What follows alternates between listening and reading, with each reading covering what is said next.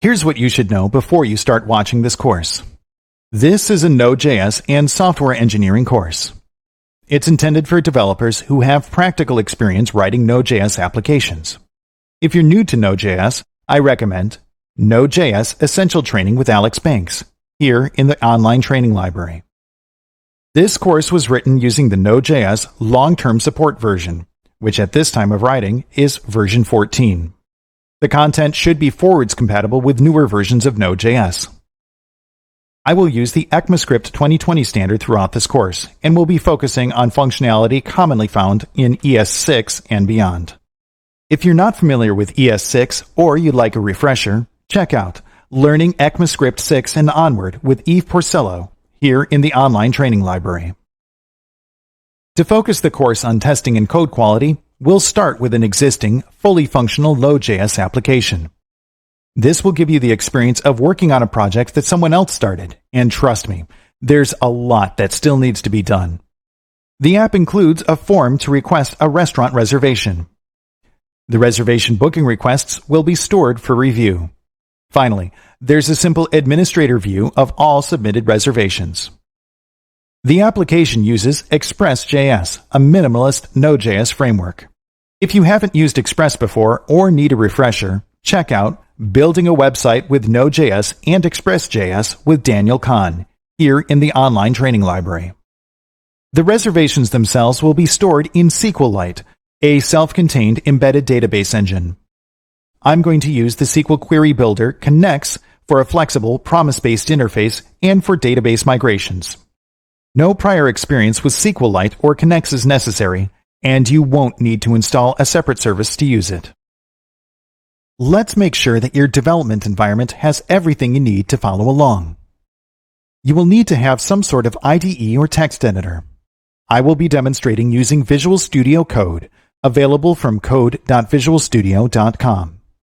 VS Code is free, open source, and cross-platform, which makes it ideal for demonstrations. The use of VS Code is not required, but you'll be able to follow along with the feature demonstrations if you have it. If you'd like to learn more, check out Visual Studio Code for Web Developers with Joe Marini, here in the online training library. Throughout this course, there are 2 keyboard shortcuts in VS Code that will be useful to know because, honestly, it's faster than using the menu all the time. The first is Save to save changes to a file. On Windows and Linux, the combination is Control and S. On a Mac, the combination is Command and S. Remember to save often. The second shortcut is to toggle the integrated terminal. The combination is the same across all platforms. Control and backtick, which on a US keyboard is the same key as tilde. Let's test out the terminal. Open Visual Studio Code. Toggle the terminal by using the shortcut Control and tilde. This should open the terminal. I'm going to verify that Node is installed and show the version number. Type the command node -v and press Enter. I'm using 14.16.0, the long-term support version that was current during recording. Let's check to see if npm is available as well. Type the command npm -v and press Enter.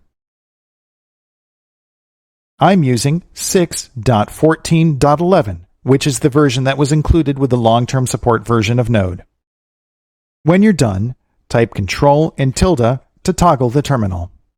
Great, that's all we need for editing our code. As this course is about code improvement, a complete application has been included as a starting point. Let's get it installed and take a tour of what it has to offer. Switch over to VS Code. The first thing we'll do is set up our workspace. Under Start, click Open Folder, and I'm going to navigate to the desktop, which is where I've put my exercise files. Select the Nadia folder, and then click Select Folder. If prompted, save the workspace. Now that the workspace has been set up, let's take a quick tour of the code. The bin folder contains just one file, www.js. It's a standard Express entry point that configures an HTTP server and then executes the app. We're not going to be making any changes here. The lib folder contains our custom code. The middleware folder contains auth.js, which just configures a basic auth middleware. The schema folder contains a custom class that defines the structure of a reservation. It has a constructor, a helper to combine a date and time, and a validate method. In the root, there are two files, connects.js, which sets up the database connection, and reservations.js, which exports functions used for acting on reservations, including retrieval, creation, saving, and a validation wrapper. The migrations folder contains a connect schema, which will import before starting the application. The public folder contains the front end of the application. Contrib contains third-party code, and the CSS, images, and JS folders are pretty self-explanatory. The routes folder contains 3 routes. Admin is the administrative interface. Index is the home page, and reservations is where the bookings take place. The last folder is views, which contains the Pug templates. If you weren't familiar with it, Pug is the successor to Jade. This isn't a front-end course, so we'll be leaving this alone. Finally, we have app.js, which is the main Express application. It is intentionally sloppy and has some inconsistencies right off the bat. Let's get this project installed. Open up the terminal by pressing Ctrl and backtick. First, let's tell npm that this is not a production environment. Type npm space config space set space -g production false. I'm going to use npm to install everything we need.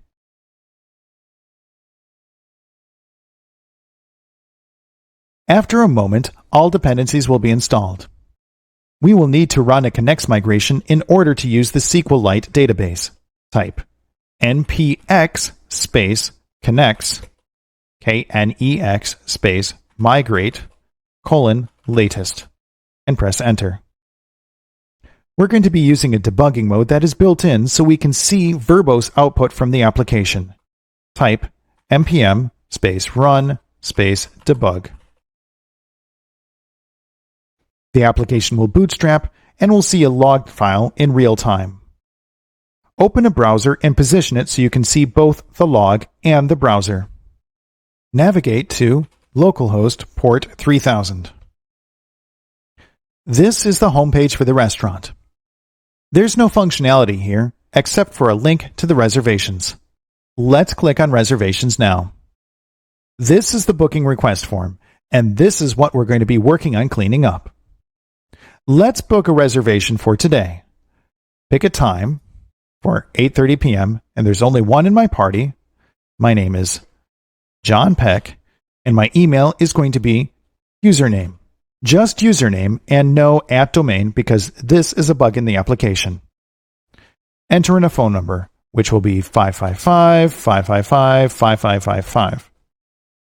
And click the email icon to toggle the message and type hello, world. Click request booking. Great, we've made a reservation, even with a bad email address. Want to see it? Navigate to localhost 3000/admin. The login and password are admin. Only the best security. Don't save this password. The reservation booking request we made is shown. Let's clean up and shut down the server. Switch back over to the terminal, click to focus, and then press Ctrl and C. It'll ask if I wish to terminate the batch job. Say yes. Press Enter. It's functional, but we already know that there are problems. Ready to fix them?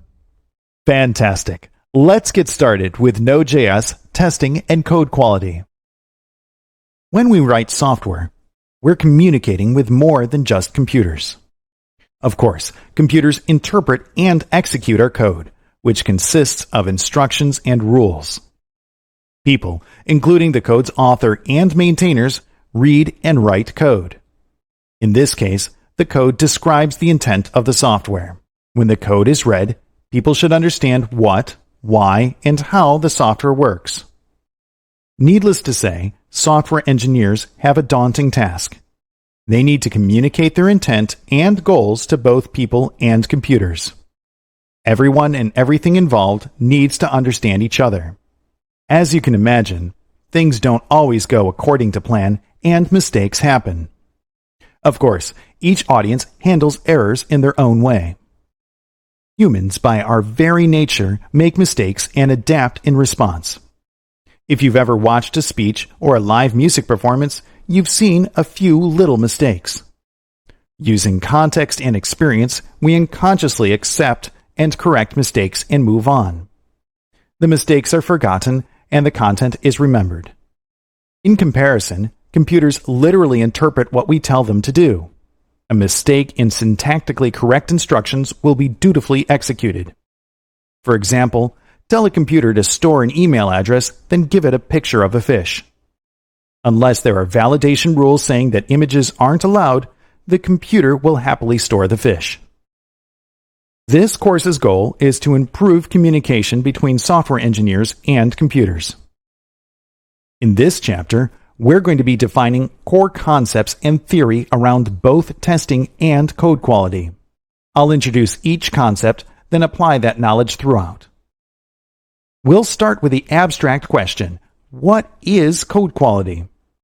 Next, we'll take a look at coding standards and how to enforce them.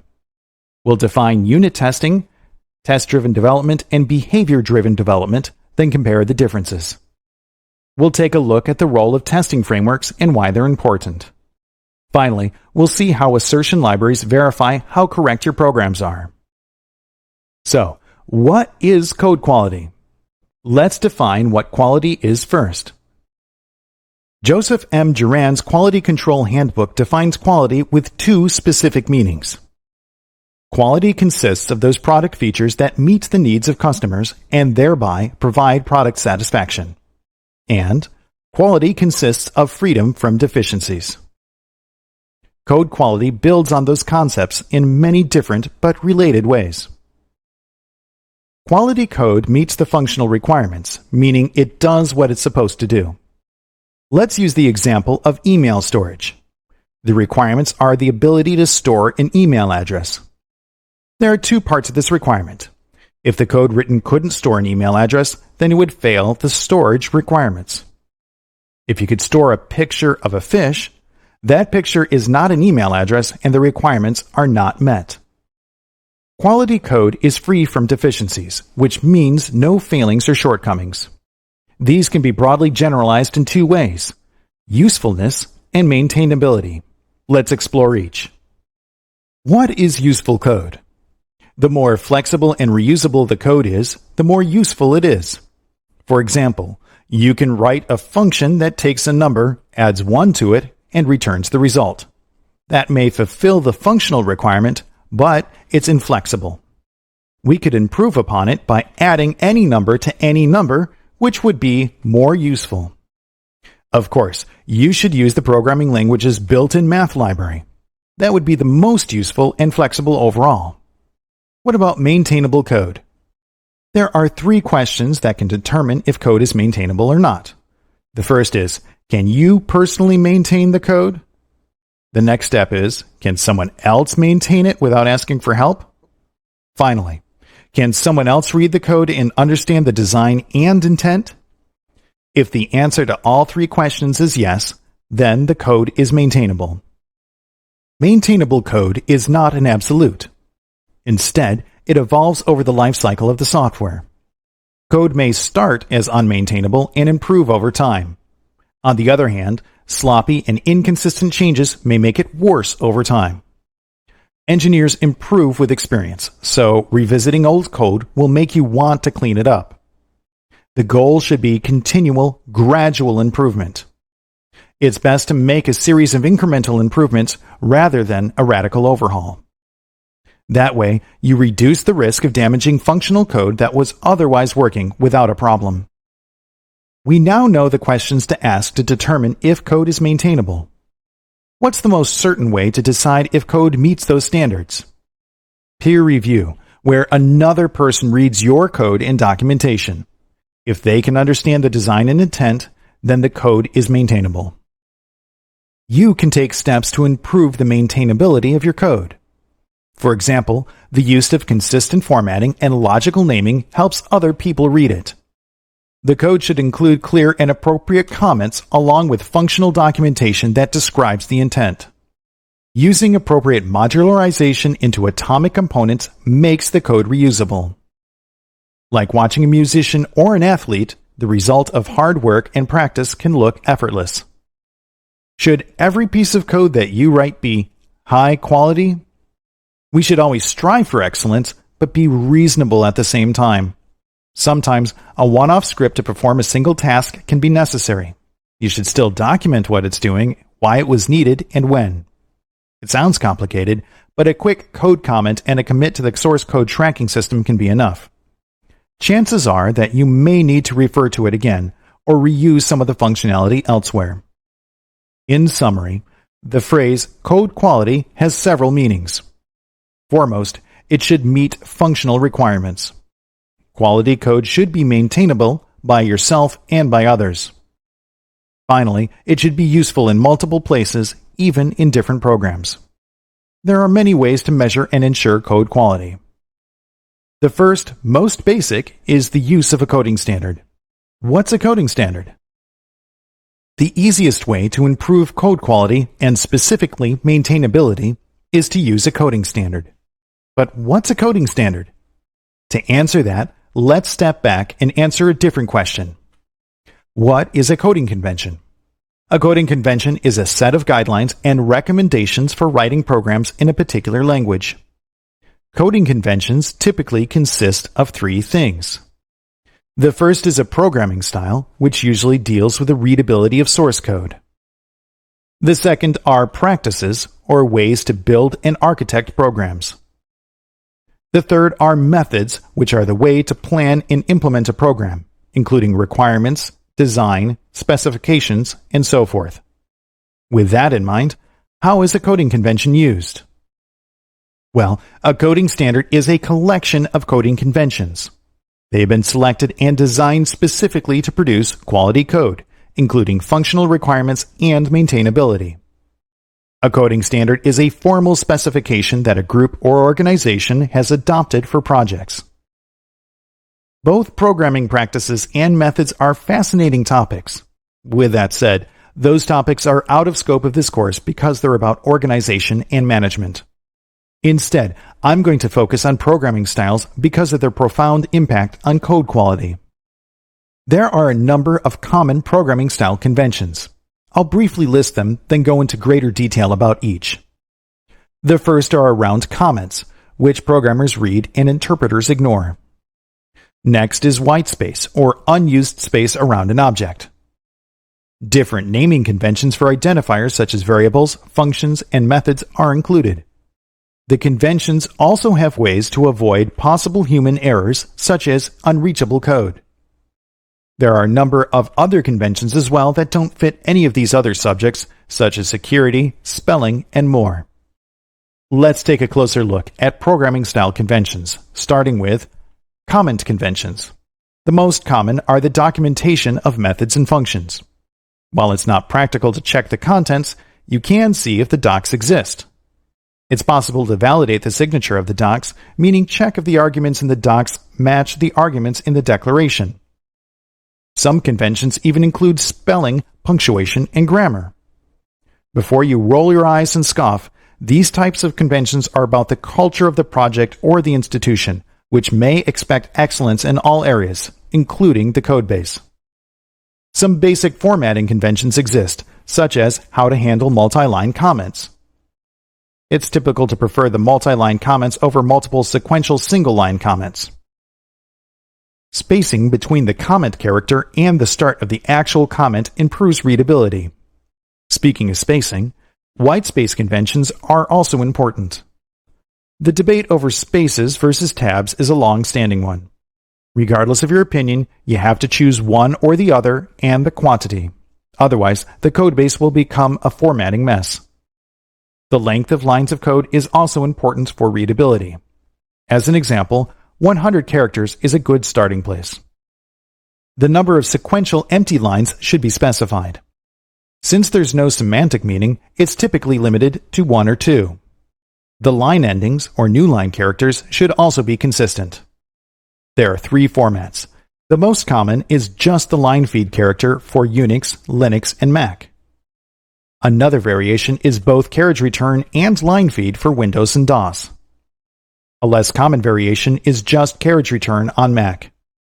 Again, consistency here is really important so file histories aren't wiped out or text editors get messed up. White space also matters in statements, including block statements. For example, the spacing between the parentheses and brace. Should there be a space or no space? There's a similar question for control statements as well. Should there be no space after a control statement or use a space? There's no functional difference between the two, but consistency and readability are important. Another style convention is around the naming of identifiers and object properties.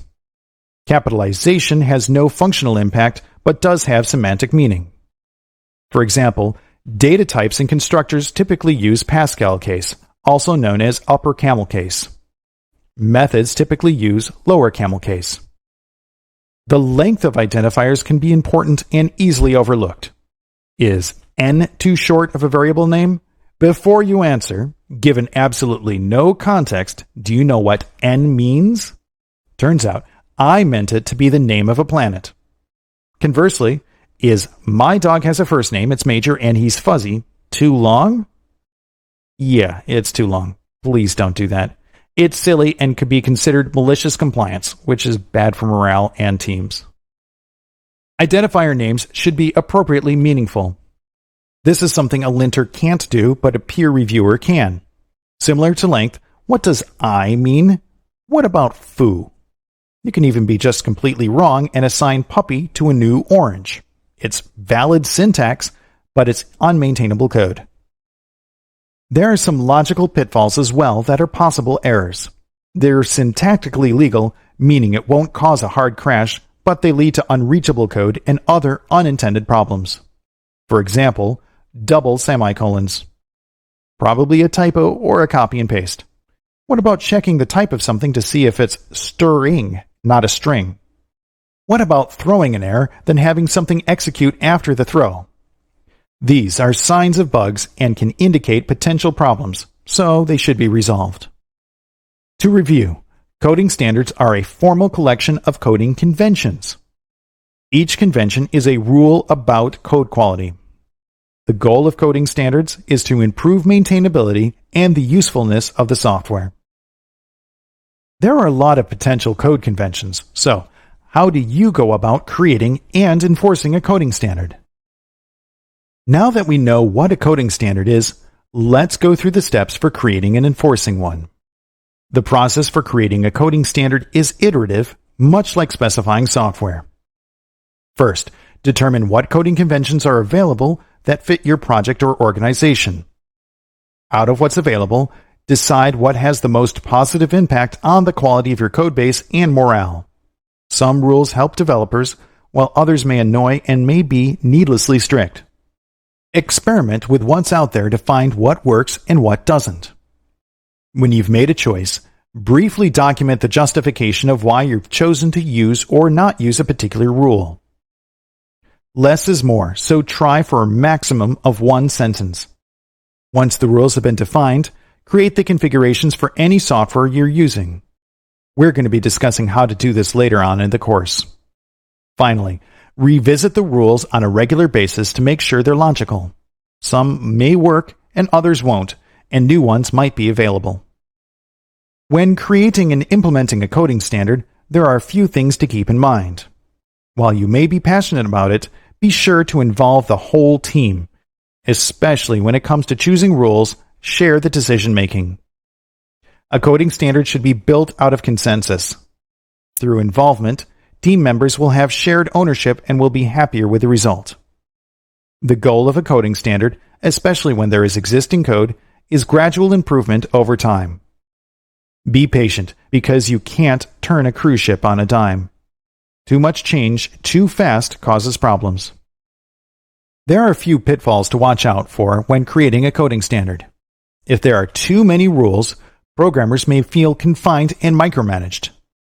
If the rules are needlessly strict and are causing false positives or are taking too long to satisfy, relax or remove them. For example, spell-checking comments, which may be an aggravation for some, may not be an effective use of time. Finally, avoid overly pedantic rules such as requiring new lines in ternary expressions. This is a negative situation where the focus is on literal accuracy instead of practical. I know, this might be ironic to hear in a course like this, but I'm trying to stress the practical use cases. Learn from my mistakes. So, with all these rules, how can they be enforced? The best way to enforce a coding standard automatically is by using a linter. What's a linter? A linter is a tool that scans code to look for suspicious usage, such as syntax errors and coding convention violations. A linter performs static analysis, meaning it does not execute the program itself. This makes it very fast and unobtrusive. Linters can be configured with sets of rules which look for violations of specific coding conventions. Linters can be useful, but why should you use one? Well, they're incredibly fast, again because they're just scanning and tokenizing the code and not actually executing it. Linters are accurate and have undergone massive amounts of peer review and testing. They're consistent, giving the exact same results each time on the same piece of code, which is useful for measuring progress. A linter is impersonal in that it just reports what it's told to and doesn't care about your feelings. It can be better to get criticism from something that has no emotion rather than someone you know. To make up for that, linters can automatically fix some of the problems they find, which is a big time saver. Finally, linters integrate with most text editors, giving you real-time feedback as you edit your code. I like knowing about and fixing problems before I send something off for peer review. While there are a variety of different linters, the reported results of a linter analysis have a similar format.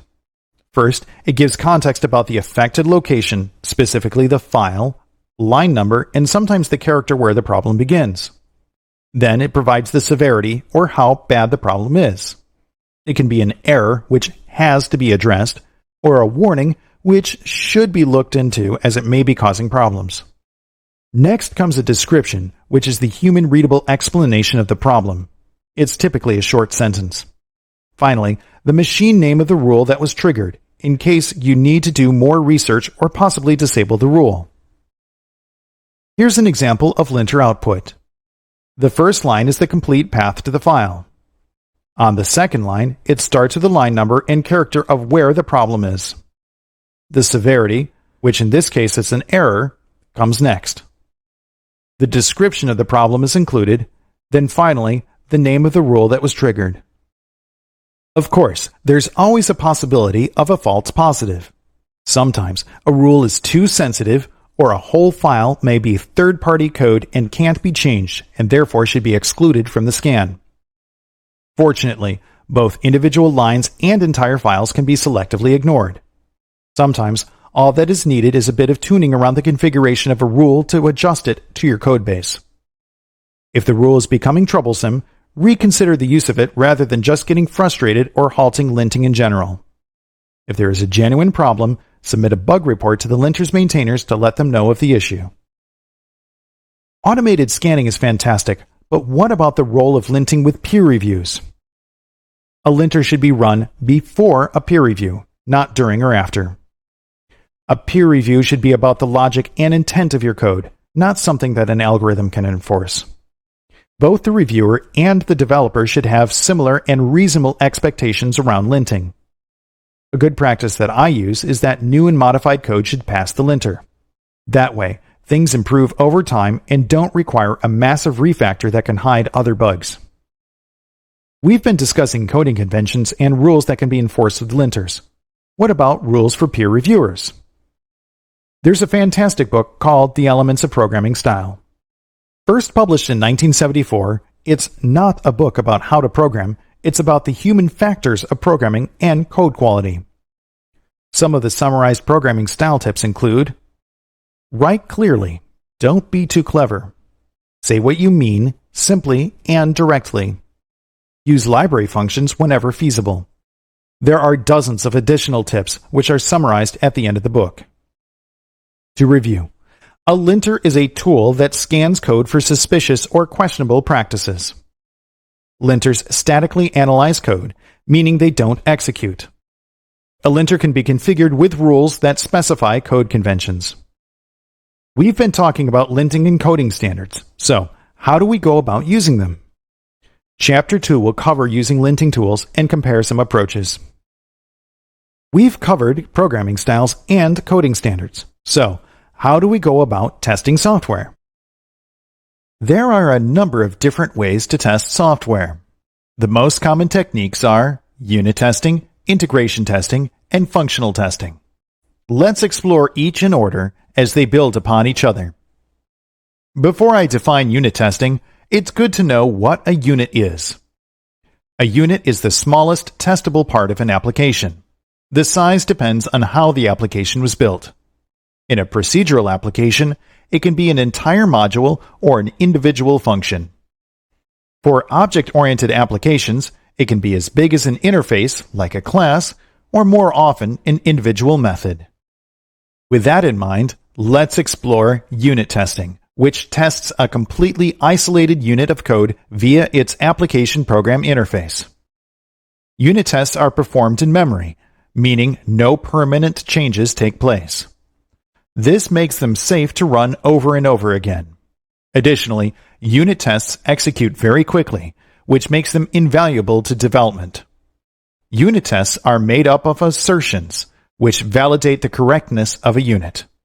An assertion is a statement that declares that a predicate is going to be true.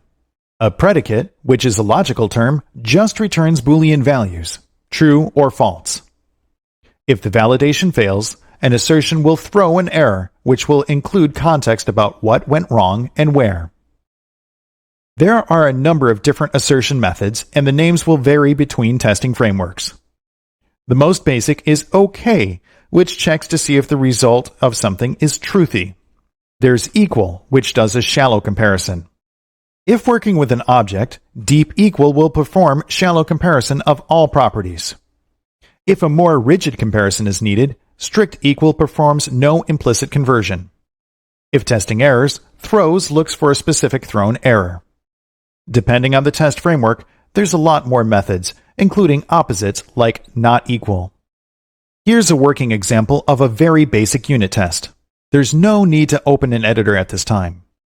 Node.js includes an assertion module named assert, so we'll require it. Then we'll define the tested method, a simple function named cat that returns the string literal woof. That seems a little odd, doesn't it? Finally, let's perform an assertion that compares the actual value and the expected value. We'll assert with a method equal to validate that invoking cat returns meow. When the script is executed, the assertion module throws a new assertion error on the shallow comparison of woof and meow. Turns out that woof is not the same as meow, so the assertion failed.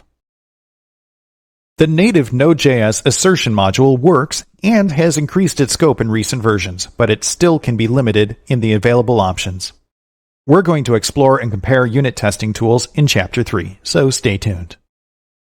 That example is really simple, but what if there are dependencies? The solution is to simulate the dependencies without actually calling them.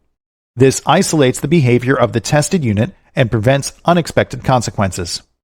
For example, a unit may depend on the result of a database query. Instead of actually performing the query and connecting to the database, just return an arbitrary result each time. Ultimately, the goal is to unit test only your custom code. You don't have to worry about testing third-party code, as that is the responsibility of the maintainer. The same goes for core code, like Node.js itself. If you'd like to write unit tests for Node core, do it within the context of Node, not a separate project. We'll explore replacing code and other similar techniques in Chapter 4. The next level of testing is integration testing, which builds upon unit tests. Instead of testing just a single unit, integration testing combines units and tests the resulting combinations. Unlike the focus of unit tests on APIs, integration tests can also include user interfaces and the results, such as database contents and logs. Depending on the architecture of the application, tests can be on one system or across multiple systems. Also, unlike unit tests, integration testing uses either the full or partial system environment, including persistent layers like databases or other similar services. Therefore, integration tests are more complex and harder to maintain than unit tests, but are still very important.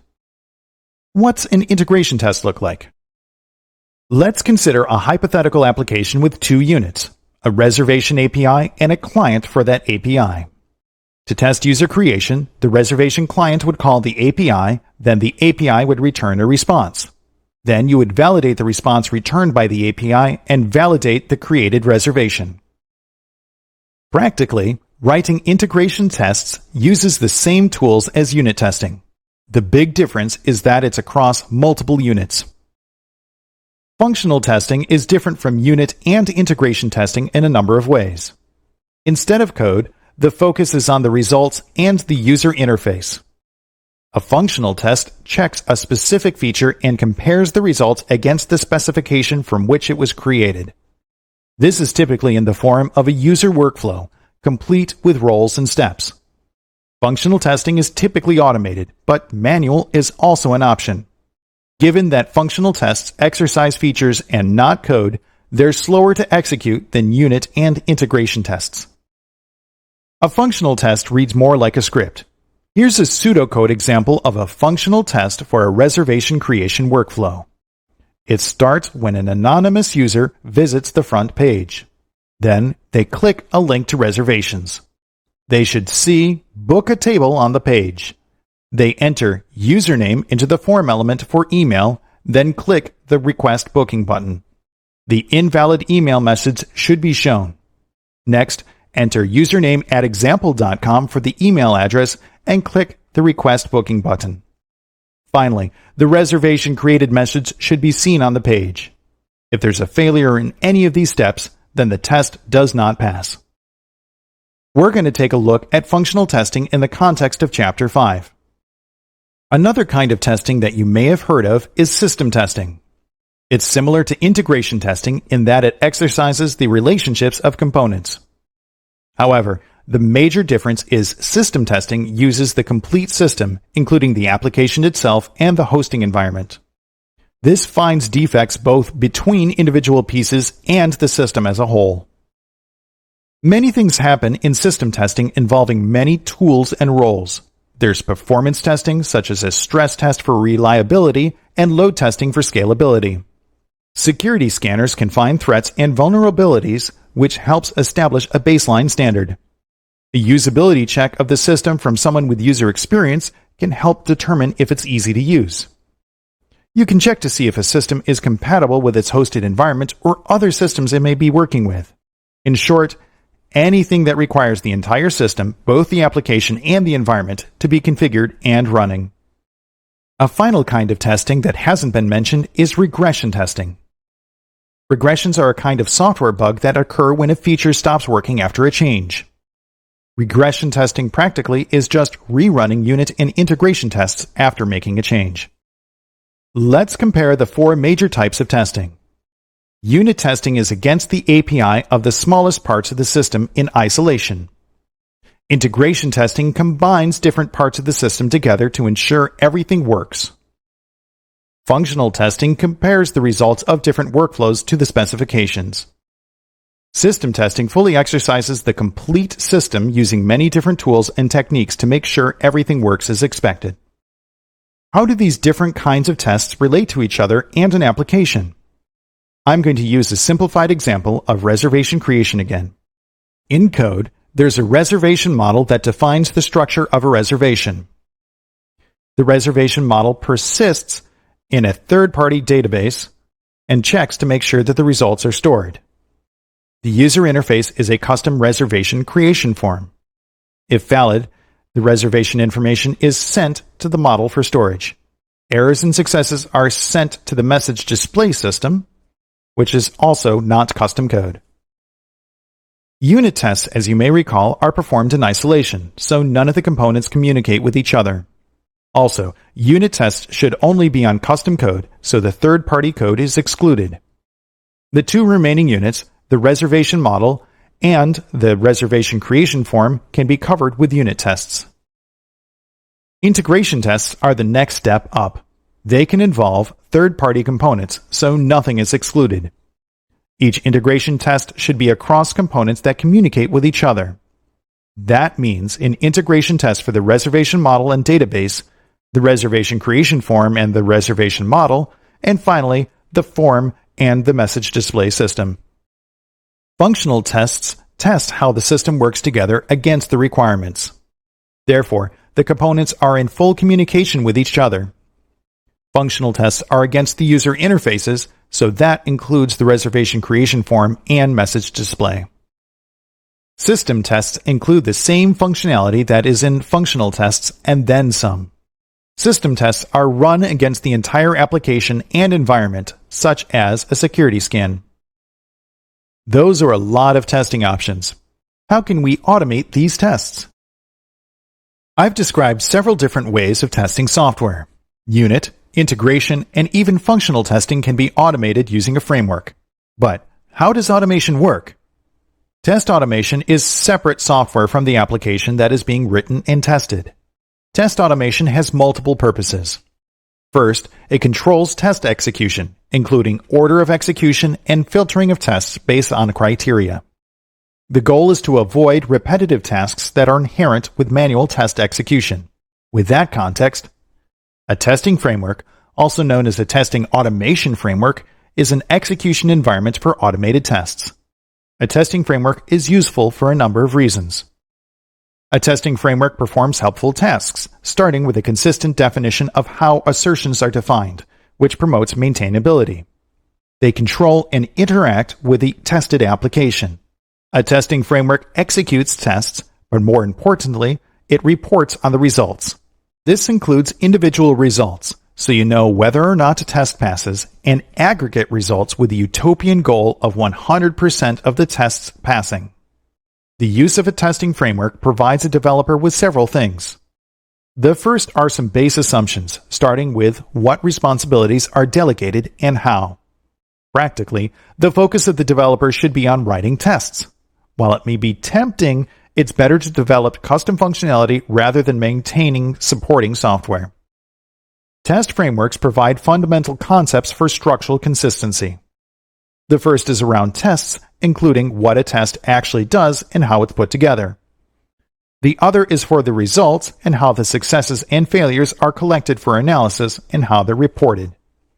Just like code quality, consistency in testing improves maintainability. A number of tools are provided with test frameworks. The first are for the setup of the testing environment, both around individual tests and groups of tests. The next are for control of the application, such as selectively starting and stopping parts. Some frameworks provide interfaces for test data, including being able to specify test ranges or external sources. Finally, control over execution of tests is provided. This can include the execution of a subset of tests or setting thresholds of acceptable failure or duration.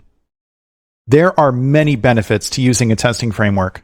By using a purpose-built tool, there will be a lower cost of maintenance.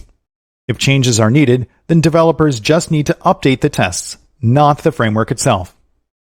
A testing framework can be reused across multiple applications, which provides a multiplier effect. Of course, delegating the responsibility of maintaining the framework means developers can focus on writing tests and great code. Part of the consistency frameworks provide is a structure around tests. There are 4 distinct phases, which I'll list and then detail. They are setup, execution, validation, and cleanup. Different frameworks have slightly different names for the phases, but the intent is the same. Let's take a closer look at each. The first is setup, when the application state is prepared before testing. It can be as simple as just including a module. Setup is also when dependencies are replaced. This can also be a time when test data is prepared. The second phase is execution, where target behavior is performed. Upon execution, the output is captured, including the response from the API or other sources. Honestly, this sounds more complicated than it really is. Practically speaking, it's just the call to the target method or function. The third phase is validation, where the results are compared with the actual to ensure correctness. This is when assertions are used to compare the result with whatever was expected. The test framework collects the results of validation and uses them for reporting successes and failures. The final phase is cleanup, where the application state is restored after the tests have been executed. It's important to clean up in order to allow other tests to run without interference. Of course, cleanup is only needed if there's something that needs to be restored. Here's an example of the test phases using a validator for reservations. In setup, an invalid reservation is created, such as a bad email address. In execution, the validator runs using the invalid reservation as input. In validation, an assertion would be made that the reservation would be rejected. To summarize, a testing framework facilitates test automation in a number of ways. They run tests, both as a group and selectively, and aggregates and reports the result. A testing framework provides consistent structure and tooling that can be used across multiple applications. Finally, a testing framework delegates the responsibility of maintenance so developers can focus their efforts on writing tests, not creating testing software. You might be wondering, what are some examples of common Node.js testing frameworks? There's Mocha from mochajs.org, Jasmine from jasmine.github.io, and Jest from jestjs.io. Chapter 3 starts with a comparison survey of testing frameworks, then demonstrates how they can be used. We've been talking about how to automate tests using a framework, but how are the actual tests specified? While there are many different ways to write test specifications, testing frameworks provide consistent interfaces for developers. Most frameworks provide multiple domain-specific languages, or DSLs, for writing tests. Each standardizes the vocabulary used to write tests, which in turn improves developer communication. Each DSL describes how to interact with a framework. Common examples include test-driven development, or TDD, and behavior-driven development, known as BDD. Those terms may be familiar, but what do they mean? Test-driven development is a software development process. In its purest form, software requirements are turned into test cases. Then the software is improved until those tests pass. Throughout development, the tests are run over and over again, giving feedback to the programmer. Strictly following test-driven development in its most academic form can be too extreme for most situations. Outside of some very specific corporate or technical environments, you probably won't know all of the tests that you need to write before building your software. The more important goal is to have a feedback loop to inform the developer. That's the goal of behavior-driven development. So, what are the differences between test-driven development and behavior-driven development? Believe it or not, technically they're the same. The difference is around the vocabulary used and the philosophical approach. In test-driven development, the terminology used is about testing, including tests and test suites. This leads developers to describe when something works and when it doesn't. The problem is that it can be too literal, which can lead to fragile, overly specific tests. To address this, behavior-driven development uses terminology about behavior examples. This way, developers describe how and why something works with concrete examples. Dan North, who published the concept in a writing titled Introducing BDD, said in the introduction, "I decided it must be possible to present TDD in a way that gets straight to the good stuff and avoids all the pitfalls." So, what's this approach? The acceptance criteria for a test are presented as a scenario with a common structure. Given some initial context, when an event occurs, then ensure some outcomes. By using this kind of language, it frames the testing task as a description of how the system works. Using the example of reservation creation, here's how a BDD scenario would read. The scenario is that a reservation should be created with a valid email. So, using the acceptance criteria structure, given a submitted email and that the email is valid, when the reservation is created, then ensure that the reservation was created successfully and that the reservation email is what was submitted. When writing unit and integration tests with a BDD style interface, the commands used reflect the intent. Starting with describe, which is sometimes aliased as context, you can create a group of specifications. The specification itself is created with it or specify, which creates the test case itself. Often, a specification is also known as a spec or a test spec. There's additional commands around the setup and teardown of tests. Before and the logical equivalent of after provide customization of the setup and teardown of a group.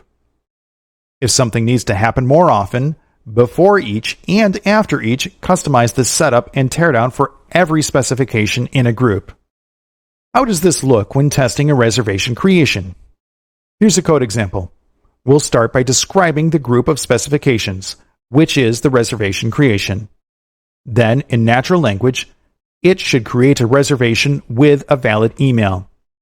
This spec describes the intent to another engineer and also gives an example if they want to create an account. Given the context of an email, when a reservation is created, expect that the reservation has a properly named email, and the value should be equal to the email provided. The nice thing about this approach is that it describes the intent and how, briefly and accurately. Let's review. Testing frameworks provide interfaces to create test specifications. Each interface uses a standard known as a DSL, or domain-specific language, for consistency. Some of the more common are test-driven development, or TDD, and behavior-driven development, BDD. They are technically the same, but the vocabulary and approach of BDD describes the how and why. Now that we have a better understanding of how tests are structured, how can you verify that the results of an execution are correct? Determining if actual output matches the expected is a requirement for testing if a system is working correctly. Assertion libraries are the solution, but what are they? As you may recall, an assertion validates the correctness of a unit of code. Assertions declare that a given predicate is going to be Boolean true. For example, here's an assertion that dog is strictly equal to cat. In this case, the assertion will throw an error because the string literals do not match. Alright, so what's an assertion library? An assertion library is a collection of assertions, typically many more than what's in Node.js's assert module. They support comparisons of many different types of language structures, like objects, arrays, booleans, numbers, and more. Like a framework, assertion libraries provide an API, or in some cases, multiple APIs for developers to create predicates. The APIs provide interfaces in styles like test-driven development or behavior-driven development. Here's a few of the types of assertions that are included in a library. A check to see if something is defined, or more explicitly, not undefined. The any assertion checks to see if it was created by a given constructor, such as number. In a similar way, you can determine if an object is to be an instance of a particular constructor. Sometimes, it's helpful to check that an object has a given property with to-have property. If you're testing a promise, resolves declares an object is a promise and will resolve to a specific value. Some assertion APIs provide support for language chaining. A chaining assertion is a special kind of assertion. In itself, it checks nothing and won't throw any errors. However, it will pass a value between assertions. This goes back to supporting natural language when describing assertions, such as with behavior-driven development. Chained assertions have multiple aliases, all of which do the same thing. Terms like be, an, of, and so forth help build assertions that sound like a sentence. Let's revisit the reservation creation example from earlier in a framework that supports chaining. Same as before, it should create a reservation with an email.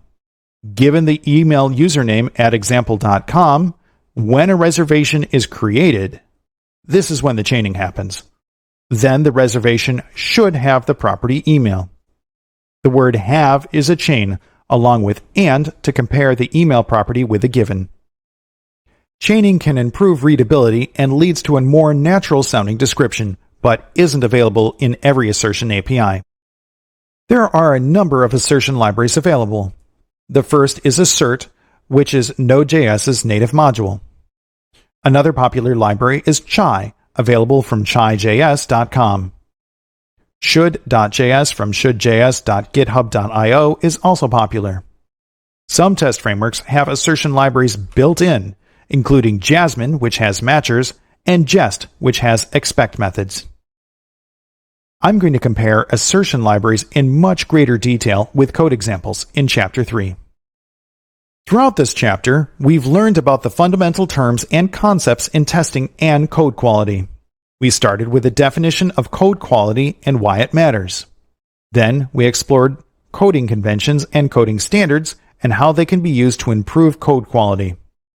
We discussed how to create and enforce a coding standard, including how to collaborate with a team to write one. We introduced unit, integration, functional, and system testing, and compared how they interact with different parts of the application. We looked at how testing frameworks can automate testing, then compared different approaches to writing test specifications using processes like behavior-driven development. Finally, we found more ways to check correctness using assertion libraries. With this foundation, we're ready to add a coding standard to our existing application and start linting for code quality. But first, take a moment to practice your skills with a brief challenge.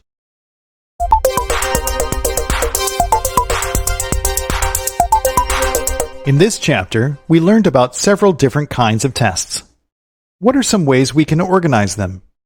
The four major kinds of tests are unit tests, integration tests, functional tests, and system tests. Files containing the test can either be outside of the project or within the project. Finally, there are some different naming conventions for the files, such as file.test.js, target.loadtest.js, a test directory with a workflow, and a test directory with a route. Write these onto a piece of paper or in a drawing program. For each type of test, draw a line from the type to the location of the test and a second line to the possible file name. The solution will be in the next video. See you in a moment.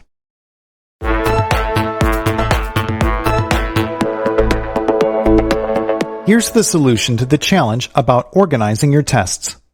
If you haven't completed it yet, please take a moment to practice your skills. We'll start with unit tests, which test the smallest piece of code. Unit tests are contained within the project itself. One common location for unit tests is the directory with the file being tested, so file.test.js is the closest match. Integration tests combine multiple units and don't involve outside services, so within the project is the most logical location.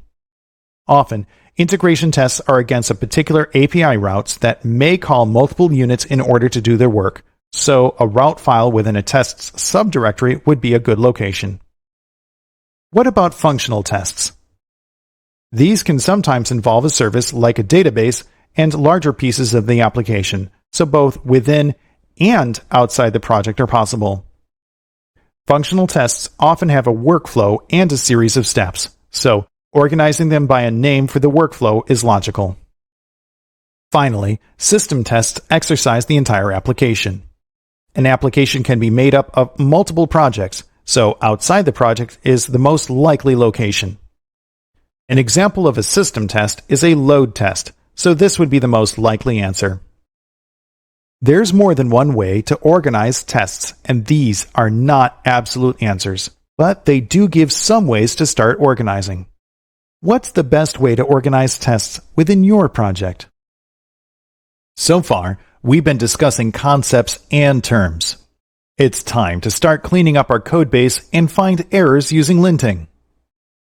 In this chapter, we're going to start by standardizing text editor configurations. We'll add support for the standard to both our project and to VS Code. Once that's in place, we'll start comparing linters to see the advantages of each. With an informed decision, we'll install a linter that should address our needs. We'll step through how to create the linters configuration, then extend an existing shared linter configuration to save time. Then, we'll lint the entire codebase and filter the results to be actionable. Finally, we'll set up VS Code to clean code and highlight linter errors. A developer's preferred code editor is a badge of honor and typically a passionate decision. With such a variety of options, how can you maintain coding styles across multiple editors with the least amount of effort? The solution is a system called Editor Config, which has widespread support throughout coding-related programs and systems. Editor Config, whose homepage is editorconfig.org, is a system that defines and maintains consistent coding styles across editors. It consists of two parts. The first is a file format which defines a coding style, mostly around the use of whitespace. The second is a text editor plugin which reads the file format. When used, it configures the editor to adhere to the specified coding styles. There's a number of reasons why using editor config is advantageous. As we learned in Chapter 1, standardization improves the quality of a codebase by minimizing inconsistencies. The editor config file format is human-readable and describes its settings clearly. It's a free and open-source industry standard, which, when using open-source software, is optimal. Editor config is flexible enough to support the configuration of multiple private and public organizations that I've been a part of. Finally, editor config is available in most text editors, either natively or as a plugin. A number of open source projects use editor config, which in itself is a good endorsement. Node.js, the programming language we're using, is a good start. jQuery, the venerable cross-platform JavaScript library, the Lodash utility library, the React user interface library, and the Webpack module bundler all use editor config. So, what's an editor config actually look like? I've included a complete editor config configuration file which uses almost all of the options in the solutions directory. As you can see, it's fairly brief and human-readable. We're going to go through each setting, so don't worry about reading every line. If you just want to use editor config without knowing how it works, skip to the next video. Editor config files are named .editorconfig. They use the INI text file format, which is quite forgiving. All the properties and values are case insensitive, which improves usability. You don't have to use all the properties at once if you don't need or want them, which is flexible. Editor config supports comments, which start with either a # or a semicolon. For example, this is the header from the file, which gives context to other developers about what this thing is and where to get more information about it. The root property, which in our example was set to true, is a special property that should be at the top of the file. Root indicates that the current file is the topmost editor config file in a project. This tells the plugin not to search in the parent directories for another configuration file, which improves performance. As such, only set root to be true in the root directory of the project. Root takes a Boolean value, so true or false. Editor config files are broken up into sections, which have a consistent naming convention. They start with an open square bracket, the file path, then a closing bracket. This matches in a given file path using globs, which should be pretty familiar when I start giving examples. The asterisk character is a wildcard for any character except path separators. For example, a section for asterisk will match all files. A section for asterisk.md will match only markdown files with that extension. Section names can match with additional patterns, such as a curly brace to match either name. The double asterisk matches any characters, including the path. Put them together like this section name, and you'll recursively match all JavaScript files within the lib, source, and test directories. Within each section are pairs of properties and values. The indentation properties start with the eternal question: what indent style should be used, tabs or spaces? Then, what size of the columns should the indent be? For spaces, this is the number of single-spaced characters. The value is an integer or tab if the indent style is tab.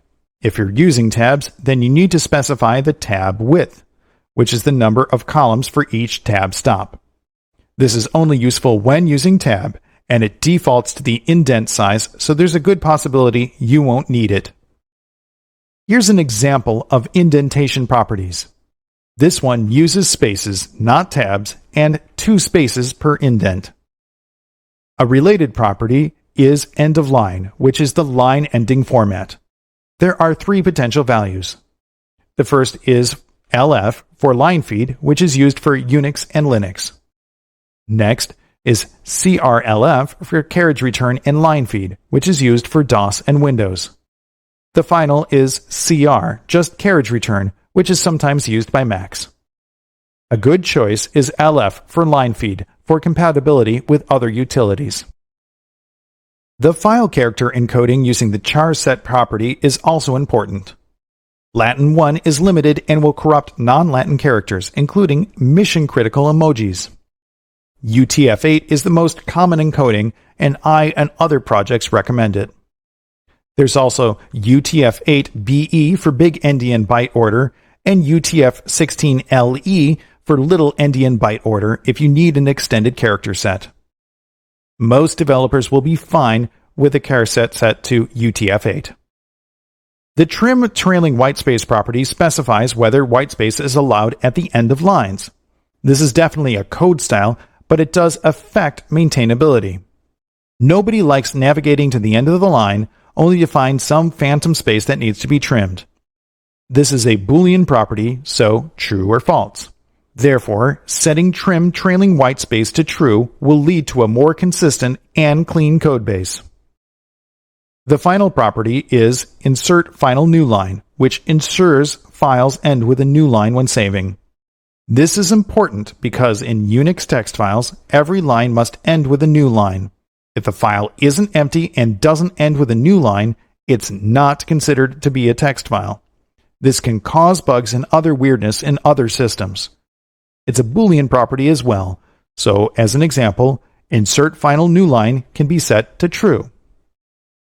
That may have been more than you ever wanted to know about editor config, but I've found that knowing how something works is better than just blindly using it.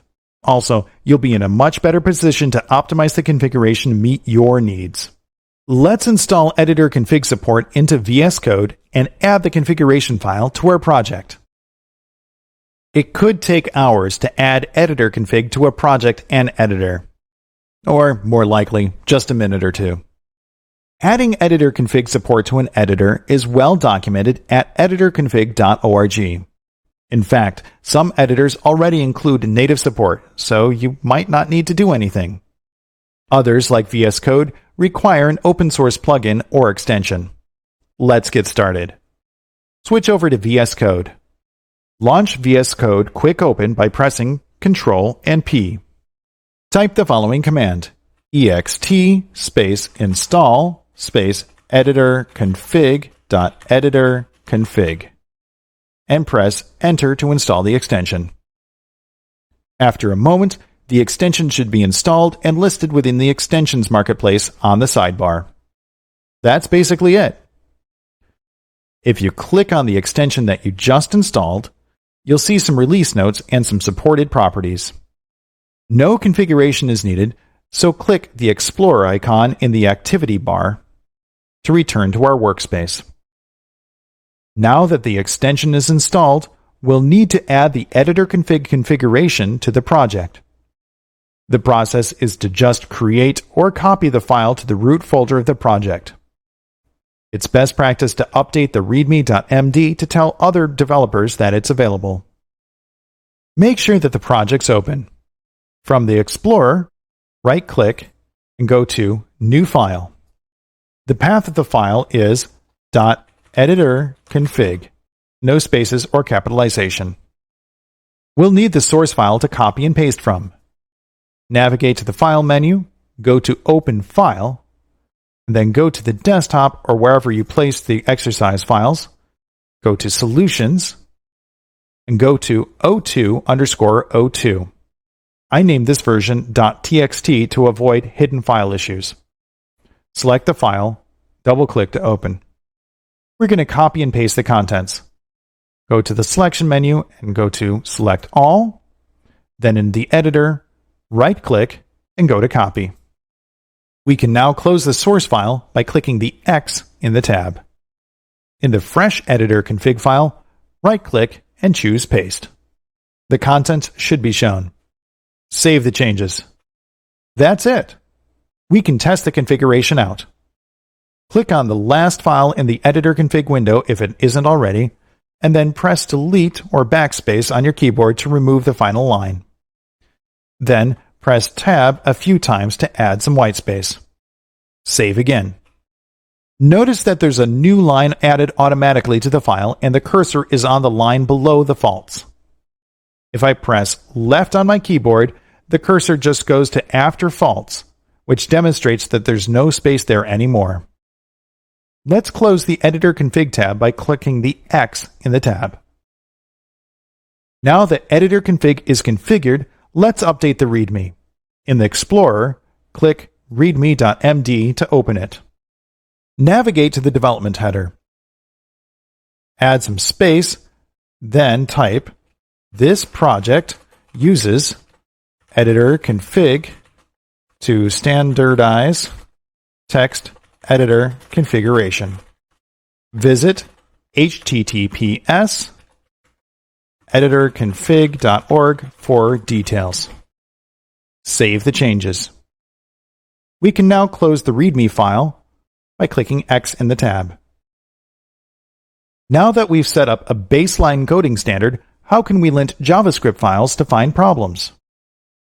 There are a number of different JavaScript linters available that can be used to find suspicious code. Believe it or not, you already have a linter installed. Node.js has a built-in checker through the command line. Just type node --check and then the path to the file. This checks for syntax errors in a single target file. While this does have some utility, like a quick one-off sanity check, it doesn't scale to an entire project. The three most common JavaScript linters are JSLint, JSHint, and ESLint. They're all JavaScript syntax checkers and validators. Each of them supports ES6 standards at a minimum, and they're all free and open source software. Let's take a closer look at each. JSLint from jslint.com is by Douglas Crockford, author of the fantastic book JavaScript: The Good Parts. JSLint works well out of the box, but that's both its power and its limitation. There are very few configuration options, you can't configure it with a file within a project, and you can't write custom rules, and there's limited documentation around rules and features. With that said, it was the first JavaScript linter, and all other tools have iterated on its success. The next linter is JSHint from jshint.com. It started as a fork of JSLint that made it more configurable. In fact, every rule can be configured independently. This facilitates the use of a configuration file to use within projects to standardize the testing. It has a good amount of documentation, but does not support custom rules or plugins. An interesting note, in 2020, it was relicensed to the MIT license, making it truly open source. Congratulations to the maintainers for coordinating that. JSHint is fantastic, but not a complete solution. ESLint from eslint.org uses the same core values as JSHint and JSLint and removes the limitations. It comes with scores of rules, including coding styles. Similar to JSHint, there's a lot of flexibility in rule configuration. In fact, some rules have additional, more granular settings if the defaults don't meet your needs. Also similar to JSHint, ESLint can use a configuration file that can be included within projects. ESLint provides very comprehensive documentation and is well supported. ESLint is not limited to the functionality that it ships with. Unlike JSHint and JSLint, ESLint can be extended with plugins. This includes the ability to write custom rules and ways of formatting reports. ESLint also includes the ability to automatically fix many problems that it detects, which we'll talk about in greater detail later in the chapter. What are some of the open source projects that use ESLint? This list may sound familiar. Node.js, jQuery, Lodash, React, and Webpack all use ESLint. ESLint has incredibly broad adoption across the industry. Another tool you may have heard about is Prettier, available from prettier.io. Prettier, in the words of their project page, is an opinionated code formatter. It's very fast, as it does just one thing. It automatically reformats your code. Prettier is not a linter, which means it's not looking for functional problems. ESLint does some of the same code formatting, but Prettier goes a lot further. Prettier can be used alongside ESLint in a configuration which delegates linting only to ESLint and formatting to Prettier. I would like to make a distinction, though. Linting and code formatting are two different things. Nicholas Zakis, the original author of ESLint, said, "I regret the part I played in devs thinking that linters and code formatters are synonymous." Keep that in mind as you determine the tooling you want to use for checking for code errors and formatting your code. In this course, I'm going to be using only ESLint for a number of reasons. First, it's currently the most popular JavaScript linter.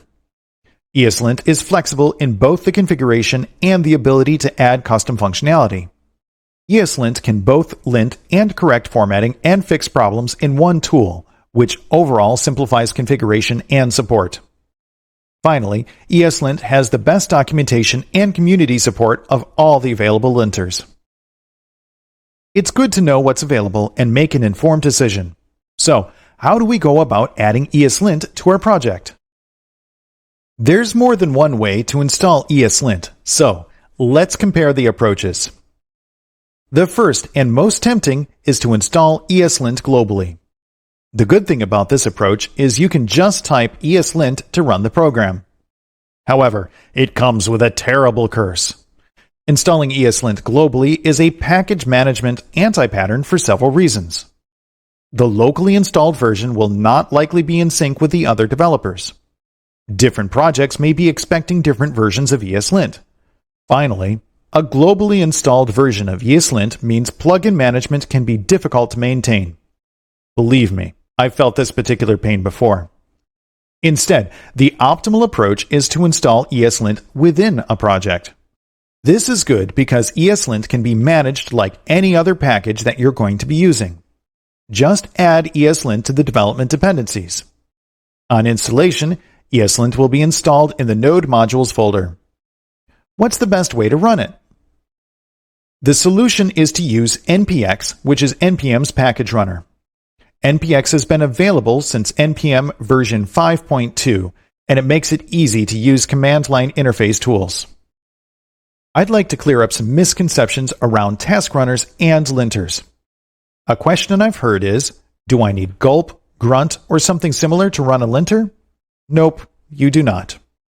Why not? ESLint is a flexible platform with granular configuration, and it's completely functional as a standalone application. Also, linting is not a compilation task. It's a type of testing. What about editors? Can they lint files without using a task runner? Yes, they can, and I'll show you how. Alright, so if I'm recommending not to use a task runner, what if it's necessary for additional ESLint runtime configurations? Just use the package.json scripts property instead. For example, you may want a continuous integration build process that lints your application and generates a report. It can be done on one line. No separate task runner or plugins is necessary. To summarize, you don't need a separate task runner to lint. Let's install ESLint by adding it to the dev dependencies of our project. Switch over to VS Code. We're going to need to switch to the terminal. We're going to use npm to install ESLint, and then a space -D to add it to the dev dependencies. Press Enter. After a moment, ESLint will be added to the project. Let's execute ESLint directly from the terminal. Type npx, the package runner, ESLint, then space, then -- help. The ESLint usage instructions will be shown. You can scroll the terminal with your mouse wheel to see all of the instructions. At the very top, the usage will be shown. Basically, ESLint, then options, if any, then the target to scan. Okay, so let's scan the current directory. Type npx space ESLint space dot to indicate the current directory. Press enter. That's a bit gnarly. Let's scroll up a little bit. Oops, something went wrong. ESLint couldn't find a configuration file. We can fix this problem by creating the configuration. How do we go about configuring ESLint? Since ESLint requires a configuration, let's create one. The eslint.org website contains a comprehensive user guide on configuration. I'll give you the highlights, and I recommend taking a closer look on your own. There are two ways of configuring ESLint. The first is with configuration files that ESLint complained about. There are three formats supported: JavaScript files, JSON, and YAML. The files are named .eslintrc, then the extension. Regardless of the file format, the configuration is just an object with properties. The other way to configure ESLint is with JavaScript comments in files, which is used for exceptions to rules. Sometimes, rules for the group aren't good for an individual. There's actually more than one way to configure ESLint, and that's with ESLint-specific properties in package.json. This can get really messy, especially if there's a lot of rules and customization. Also, the nature of JSON files means that there are no comments in package.json, which help give context or clarifications for decisions. Ultimately, in my opinion, package.json should be focused on package management, not on application configurations. Therefore, please use the standard configuration files instead. There are three different properties to be aware of in the configuration file. The first are parser options, which specify the JavaScript language options. For example, the ECMA version. The default is 5, but it currently supports through 12. There are also aliases, so 2015 is aliased to 6, 2016 to 7, all the way through 2020 for 11, and 2021 for 12. The other is source type, which is the type of file to be scanned. It can be a script, which is the default, or a module if you're using ECMAScript modules. The next is the env, or environment configuration. env just specifies predefined global variables for particular environments. The value is Boolean, so set true to enable one. For example, for the backend of a Node.js Express app, you'd set browser defaults, node to true, ES2020 to true, and jQuery to false. Rather than me listing them all, please see the documentation for more options. Finally, we've got the rules which define what ESLint is looking for. See the ESLint docs for a list of all the available rules, which are grouped by category. Each rule has a setting as its value, such as off or 0 to disable. There's also warn or 1, which will report a problem but not set the exit code. For real problems, use error or 2, which will set the exit code. Here's 4 examples of rules. No empty, which disallows empty blocks, is set to an error. No multiple empty lines is set to warn, which seems reasonable. No var is an ECMAScript 6 rule that discourages the use of var and encourages the use of const and let. Finally, a companion rule, prefer const, prefers the use of a constant if the variable is never reassigned. This is a complete example of an ESLint configuration file in JavaScript format. The eslintrc.js file can be found in exercise files in the solutions 02_05 folder. I left off the dot in the file name so it would be visible in all operating systems. Note that this is a JavaScript file, so it's exporting an object. I intentionally left out the parser options as they are already set by the env node and ES2020. Let's add the configuration to our project and switch over to VS Code. First, we'll need to create the configuration file. Right-click in the Explorer and select New File. For the path, just type .eslintrc.js and press Enter. Let's open the source file. Navigate to File and Open File. Then we're going to go to wherever you put your exercise files, which in my case is the desktop. Go to Solutions, O2_5, and then select ESLintRC and click Open. We're going to copy and paste the contents.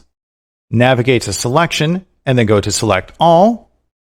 Then right-click and copy. We can now close the source file by clicking the X in the tab. In the empty eslintrc.js file in your project, right-click and go to Paste. Save the file. That's all the changes we need to make for now, so we can close the eslintrc.js file. Let's open the main application file, which has a number of errors. In the Explorer on the left, select app.js to open.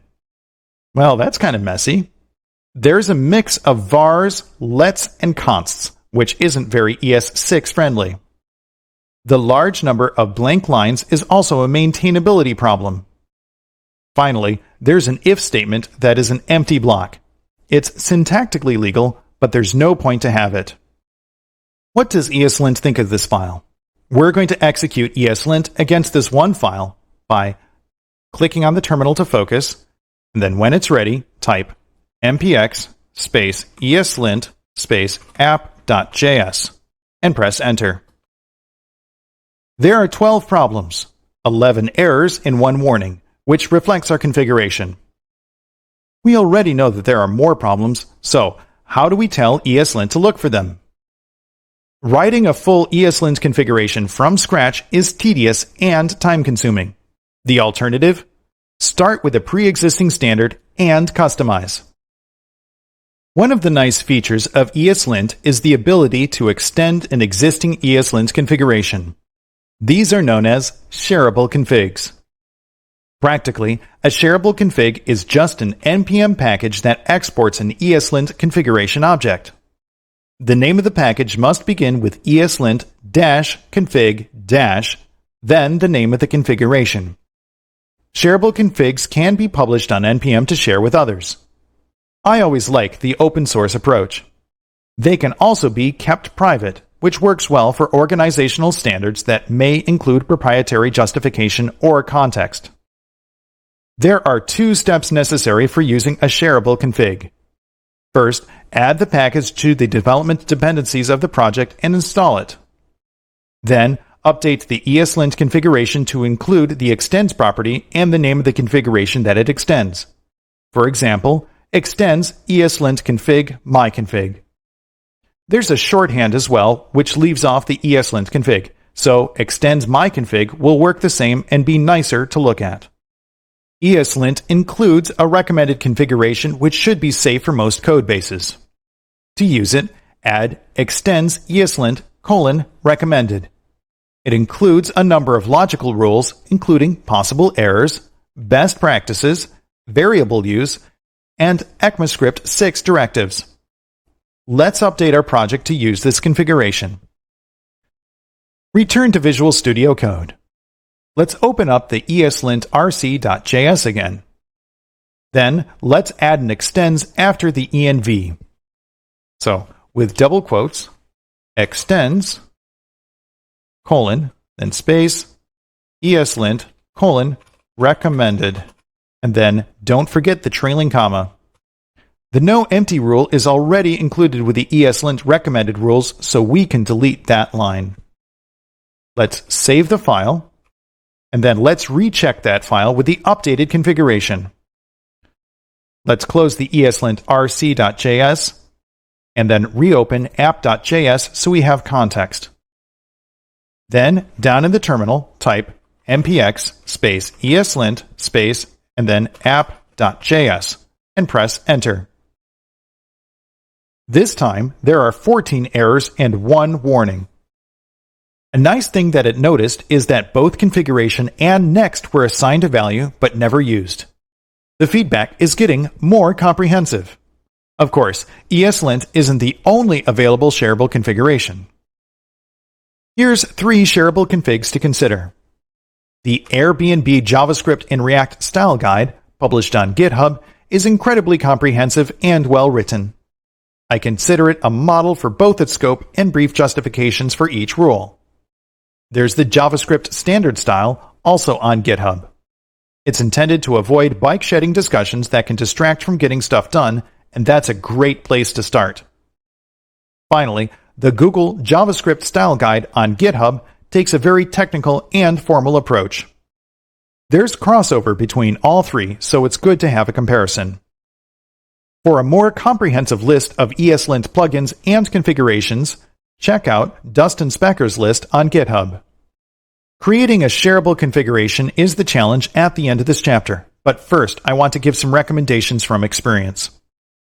The official documentation for shareable configs is a good reference. A shareable config can extend another configuration, even multiple configurations. Same as what we did, start with an existing shareable configuration, then customize to meet your needs. When starting with an existing one, use the package.json pure dependencies to specify any extended configs or plugins. As a shared config is a package, use semantic versioning, including minor and major releases. Finally, like any project, include a README with instructions on how to get started and justifications. It doesn't have to be long, but it should be helpful to others. If you're creating a private shareable configuration, here's a couple tips to save you time. Do not use Git submodules. It will give you a headache and it creates unnecessary exceptions. Instead, use the package manager and treat it like any other package, because that's what it is. Do use git plus SSH to add them, like npm install git plus SSH and so forth, ending for the tag. This way, you can use a private repository like any other package. We've been linting a single file, but how do we go about linting the entire codebase? The ability to lint the entire codebase is built into ESLint. The trick is making it useful. Switch back to VS Code. From the terminal, we're going to use npx to run ESLint, but this time we're going to specify dot, which is the current directory. Press Enter. Well, there's over 1,000 errors, but a lot of these aren't actually in our custom code and are false positives. If I scroll up, contrib is third-party code. This is a very real-world situation. A single code base can include many different types of functionality. Of course, the Node.js application itself is included. There's also tests, which may use a different environmental configuration. The front end may use different coding standards, such as supporting legacy browsers. Finally, similar to testing, third-party code should be excluded because you're not maintaining it. To address this type of situation, ESLint configuration files support a hierarchy. ESLint will recursively look for configuration files in a target. If an additional configuration is found, it will be used on that directory and its children. When that happens, ESLint will inherit the existing rules from the parent, then locally override whatever else was specified. Here's a practical example of what that looks like. In the root of the project, we've got a configuration that is optimized for Node.js. Then, in the public folder, a second configuration removes Node.js support and adds a browser-friendly configuration. Let's add that browser-friendly configuration. The completed file is in solutions 02_07 public subfolder, named without a dot for convenience. Let's see it in action by switching over to VS Code. In the Explorer view, close routes if it's open, and open up public. Then right-click on public and go to New File. Call the new file .eslintrc.js and press Enter. You can copy and paste or just type it out. This is pretty short. We'll start with an expression to return an object with a parentheses and a new object. Then we're going to set the parser options. So double quotes, parser options, set to colon, and then a new object. Instead of a module, these will be script files. So source type is set to script. Close the object and then follow it with a comma. Next, we'll set the environment. So double quotes env, then colon, and then new object. This will be a browser, so set browser to true. We're also using jQuery, so set that to be true. So jQuery, true. And finally, since we're not using Node on the front end, set Node to false. Close out the env object, then add another comma. We're also going to set some overriding rules to support a theoretical front-end team's preferred use of var. So rules is set to new object, and then no-var is going to be off, and then prefer-const is also going to be off. Make sure the exported object is closed, add a semicolon, and save the file. Switch back to the terminal. Let's rerun the scan. npx space ESLint space dot. This time there are way fewer problems, but we're still getting warnings and errors from contrib. What can we do about that? ESLint supports ignoring files and directories in a special configuration file named .eslint-ignore. Each line is a glob pattern to omit a pattern of files and directories. For example, we'd like to exclude everything within public/contrib, so just add an asterisk. Let's add an ignore file now. The completed file is in the 02_07 exercise files without the leading dot for convenience. Ready to add this one-line file? Close out our ESLint rc.js, and then in the root in Explorer, right-click and go to New File, and call it .eslint-ignore with no extension, and press Enter. We only want to ignore one thing for now, so type public/contrib/**. Save the file, then switch back to the terminal. Rerun the scan with npx ESLint space and dot, and this time with the ignore file in place. Much more manageable. There are now less than 50 errors and warnings now. When linting an existing project, it's good to have some practical goals. Of course, the top priority is to detect and eliminate any fatal errors. If you have a large existing codebase, avoid trying to fix all the errors and warnings at once. This can wreck the file history in tools like Git, and if you're not careful, bugs can inadvertently get introduced. Instead, I found that it's better to take a more incremental approach and leave code better than you found it. Switching back and forth between VS Code and the terminal isn't impossible, but it's kind of awkward. How do we go about configuring VS Code to use ESLint directly? VS Code supports ESLint with an extension, and it can even fix code automatically. The ESLint extension by Dirk Baumer uses the ESLint library installed in the current workspace folder. Additionally, ESLint will report errors and warnings within the IDE as you're writing code. Another feature is that the extension can automatically fix code when you save a file. Let's get it installed. Switch over to Visual Studio Code.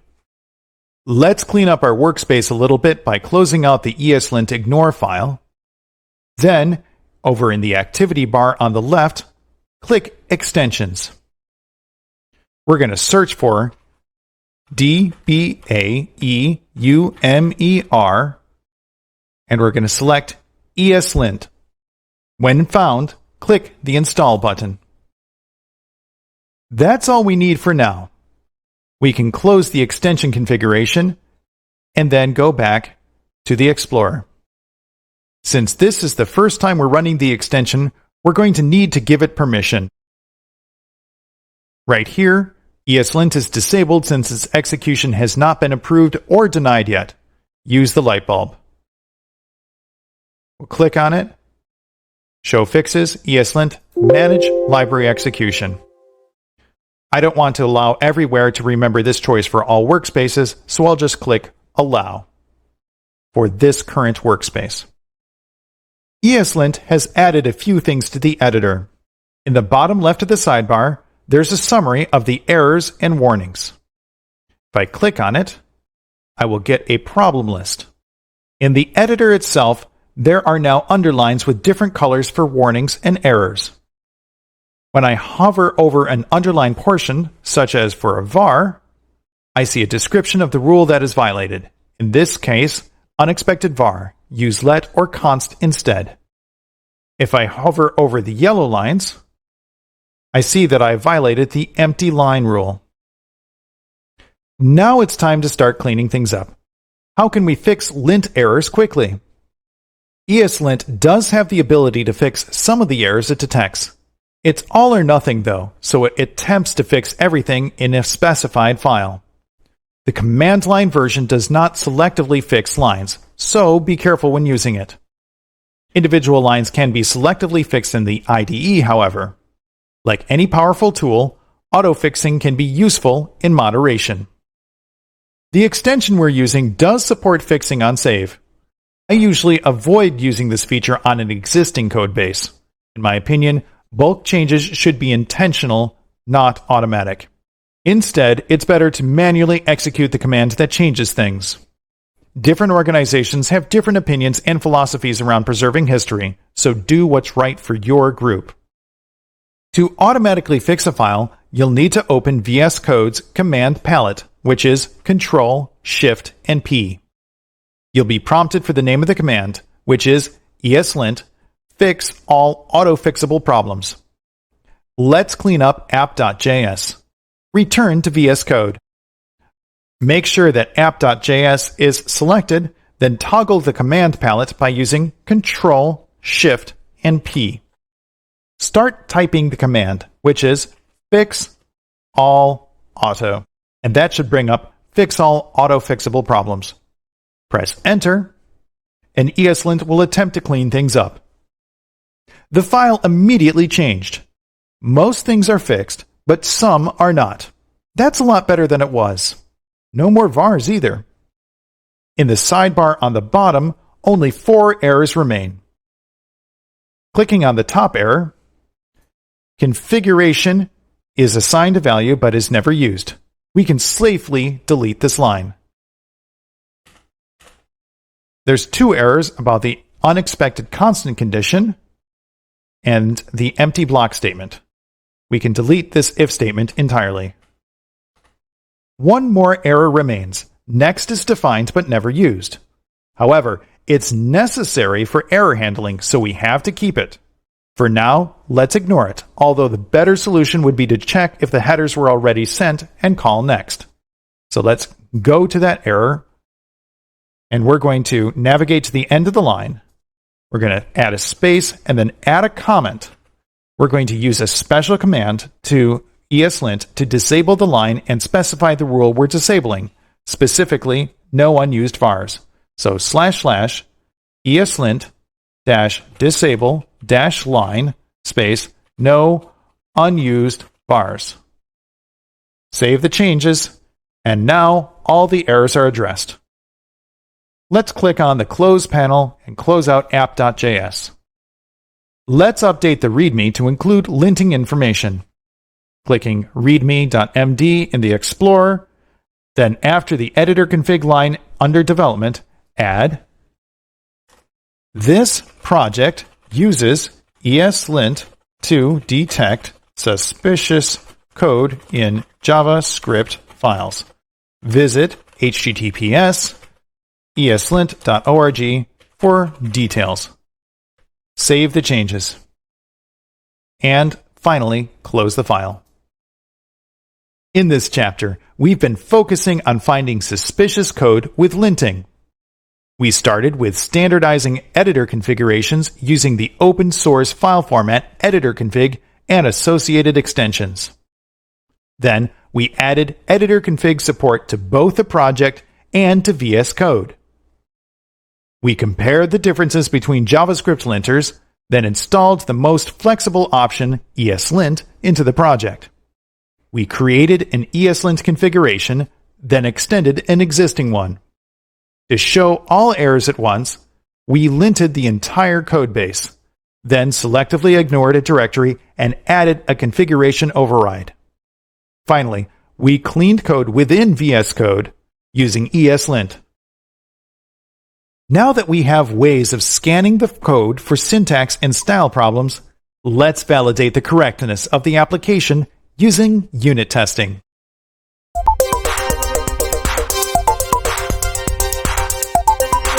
In this chapter, we learned ways to find JavaScript errors with linting, including using the ESLint utility. How can we make a shareable ESLint configuration? The eslint.org website includes a comprehensive guide for creating shareable configs. First, read through the documentation. With that knowledge, make a new module outside of the Nadia project. I will be demonstrating using the challenges directory in the exercise files. Within the new module, use the configuration we wrote for Nadia. The goal is to make something that can be included in this and in other projects. My solution will be in the next video. Good luck!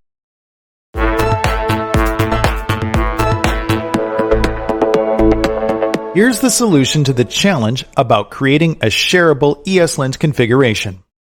If you haven't completed it yet, please take a moment to practice your skills. Switch over to VS Code. From File, go down to Open Folder. Navigate to the exercise files, and then select Challenges, and then the 0210 folder. Click Select Folder or OK to open the folder. There's a README in here already with the steps for the challenge.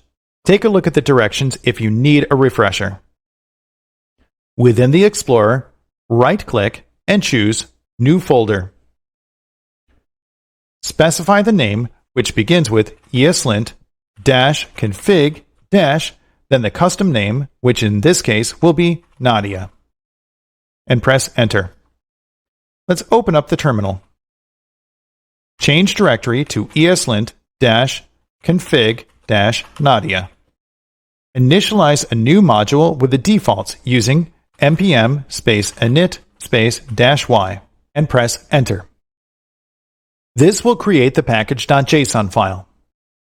Over in the Explorer, click on the ESLint config Nadia folder and then right-click and go to New File. Give it the name index.js. This file will just export an object containing the settings.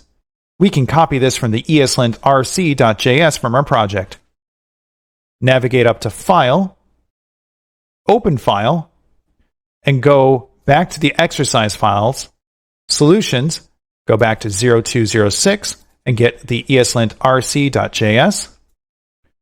Let's copy the entire file, paste the contents of the file, then save the changes. Finally, we need to add ESLint as a peer dependency. Open package.json.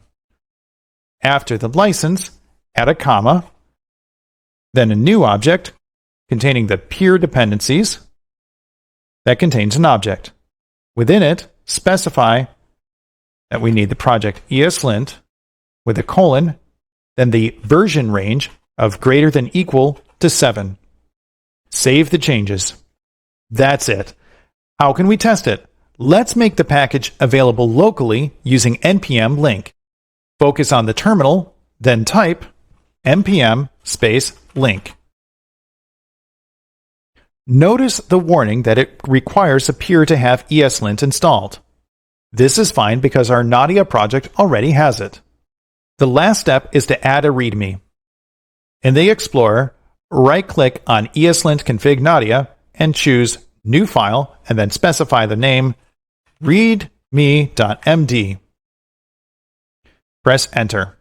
Within the file, start with a heading with a hashtag space ESLint dash config dash Nadia, then a description. A shareable ESLint configuration extending the ESLint recommended rule set. Make sure ESLint is installed along with this module. Save the changes, then open Nadia again. I'm going to go to Recent and go back to Nadia. Then open the terminal. Link the module to the project. This won't permanently change it, but for the purposes of this demonstration, it'll work. Type npm link eslint-config-nadia. Now, open the eslint rc.js. Replace the content with just extends Nadia and save the changes. Finally, to test the configuration, go down to the terminal and type npx eslint and dot. Fantastic! We've abstracted the configuration. Let's reset the configuration for now. Go back to the eslint rc.js, undo until the original contents are there, then save the changes. Finally, unlink the configuration. npm unlink eslint-config-nadia. We can now close the terminal and the eslint rc.js file. The project should now be back to its original state. The completed version of the module is in the solutions 02_10 directory. This example is pretty brief, but an organization with custom rules and plugins would benefit from having a unified configuration. What kind of ESLint shareable config would be helpful to you? We've set up linting tools to scan our application for suspicious code, but that doesn't address how our application works. Let's validate the correctness of our application with unit testing. Throughout this chapter, our focus is going to be on unit testing tools and techniques. We'll start with a survey of testing frameworks and their approaches to testing. With an informed decision, we'll install a testing framework into our project. Once the tools are in place, we'll write some unit tests to prevent and detect bugs in our applications. Finally, we'll test two types of asynchronous code, including callbacks and promises. Sounds exciting! Let's get started with a survey to compare Node.js testing frameworks. Some of the most popular Node.js testing frameworks in alphabetical order include Ava, Jasmine, Jest, Mocha, and Tape. We'll take a brief look at each. Ava, available from avajs.dev, is a minimalist testing framework in both its overhead and its approach. It includes both an assertion library out of the box and TypeScript definitions, which reduces outside dependencies. Its primary claim to fame is that it's incredibly fast, supporting concurrent test execution with separate processes. Ava does not add to the global namespace. The downside is you have to explicitly require it, but the upside is that it's not arbitrarily injecting itself. Ava supports a simplified setup mechanism for groups of tests, but also includes a more advanced teardown if the environment needs to be reset afterwards. Jasmine, available from jasmine.github.io, is a more popular testing framework. Unlike Ava, Jasmine executes tests synchronously, but it doesn't mean it's slow. Of course, Jasmine supports asynchronous tests. Jasmine has no external dependencies, which is actually really impressive because it includes assertions, test doubles, and a lot more. Jasmine adds itself to the global namespace when testing, so you don't have to require any modules when writing tests. Jest from jest.js.io has become incredibly popular as of this publication. Jest can run tests asynchronously like Ava, which gives it fast execution. Jest also includes React support, though it's not required. One of the features of the React support is snapshot testing, where you can compare state changes over time of a web page. Jest also includes test double support as well out of the box. Like Jasmine, Jest adds components to the global namespace for convenience. Finally, Jest includes an interactive watch mode so developers can constantly run tests as they work. Mocha from mocha.js.org is very popular and one of the oldest of the JavaScript frameworks. Mocha executes tests synchronously, which is slower than some of the other frameworks, but it does support async and a number of other modern standards. It's incredibly flexible and supports plugins. That's good, because it does not include either assertions or mocks. The downside is it increases the number of tools needed, but the upside is that Mocha can focus on being a great test framework. Mocha adds itself to the global namespace for convenience. Like Jest, Mocha includes a file watcher for development. Tape from github.com/substack/tape is also a minimalist framework like Ava. However, it's synchronous, so execution is not in parallel. Also like Ava, Tape does not provide any setup or teardown methods, and it doesn't add itself to the namespace. In Tape, you need to explicitly state when tests are complete.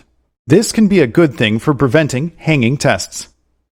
So, out of these options, which one will we be using? In this course, we're going to be using Jest for a few reasons. It's the most popular, which also means there's a lot of documentation and support for it. Jest is also incredibly fast, which in the scope of this course isn't as important as a real-world application. Jest also provides a lot of out-of-the-box functionality, which reduces outside dependencies, which in turn reduces the maintenance burden. Finally, if you don't like it, the tests can be easily ported to other frameworks.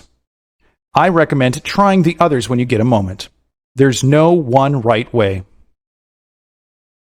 Now that we've made our course selection, let's install Jest in our project and start testing. We've been discussing the tools and theory around writing tests. Let's apply that knowledge by installing Jest. 2 steps are necessary for installation. The first thing we need to do is use npm to install Jest to the project's dev dependencies.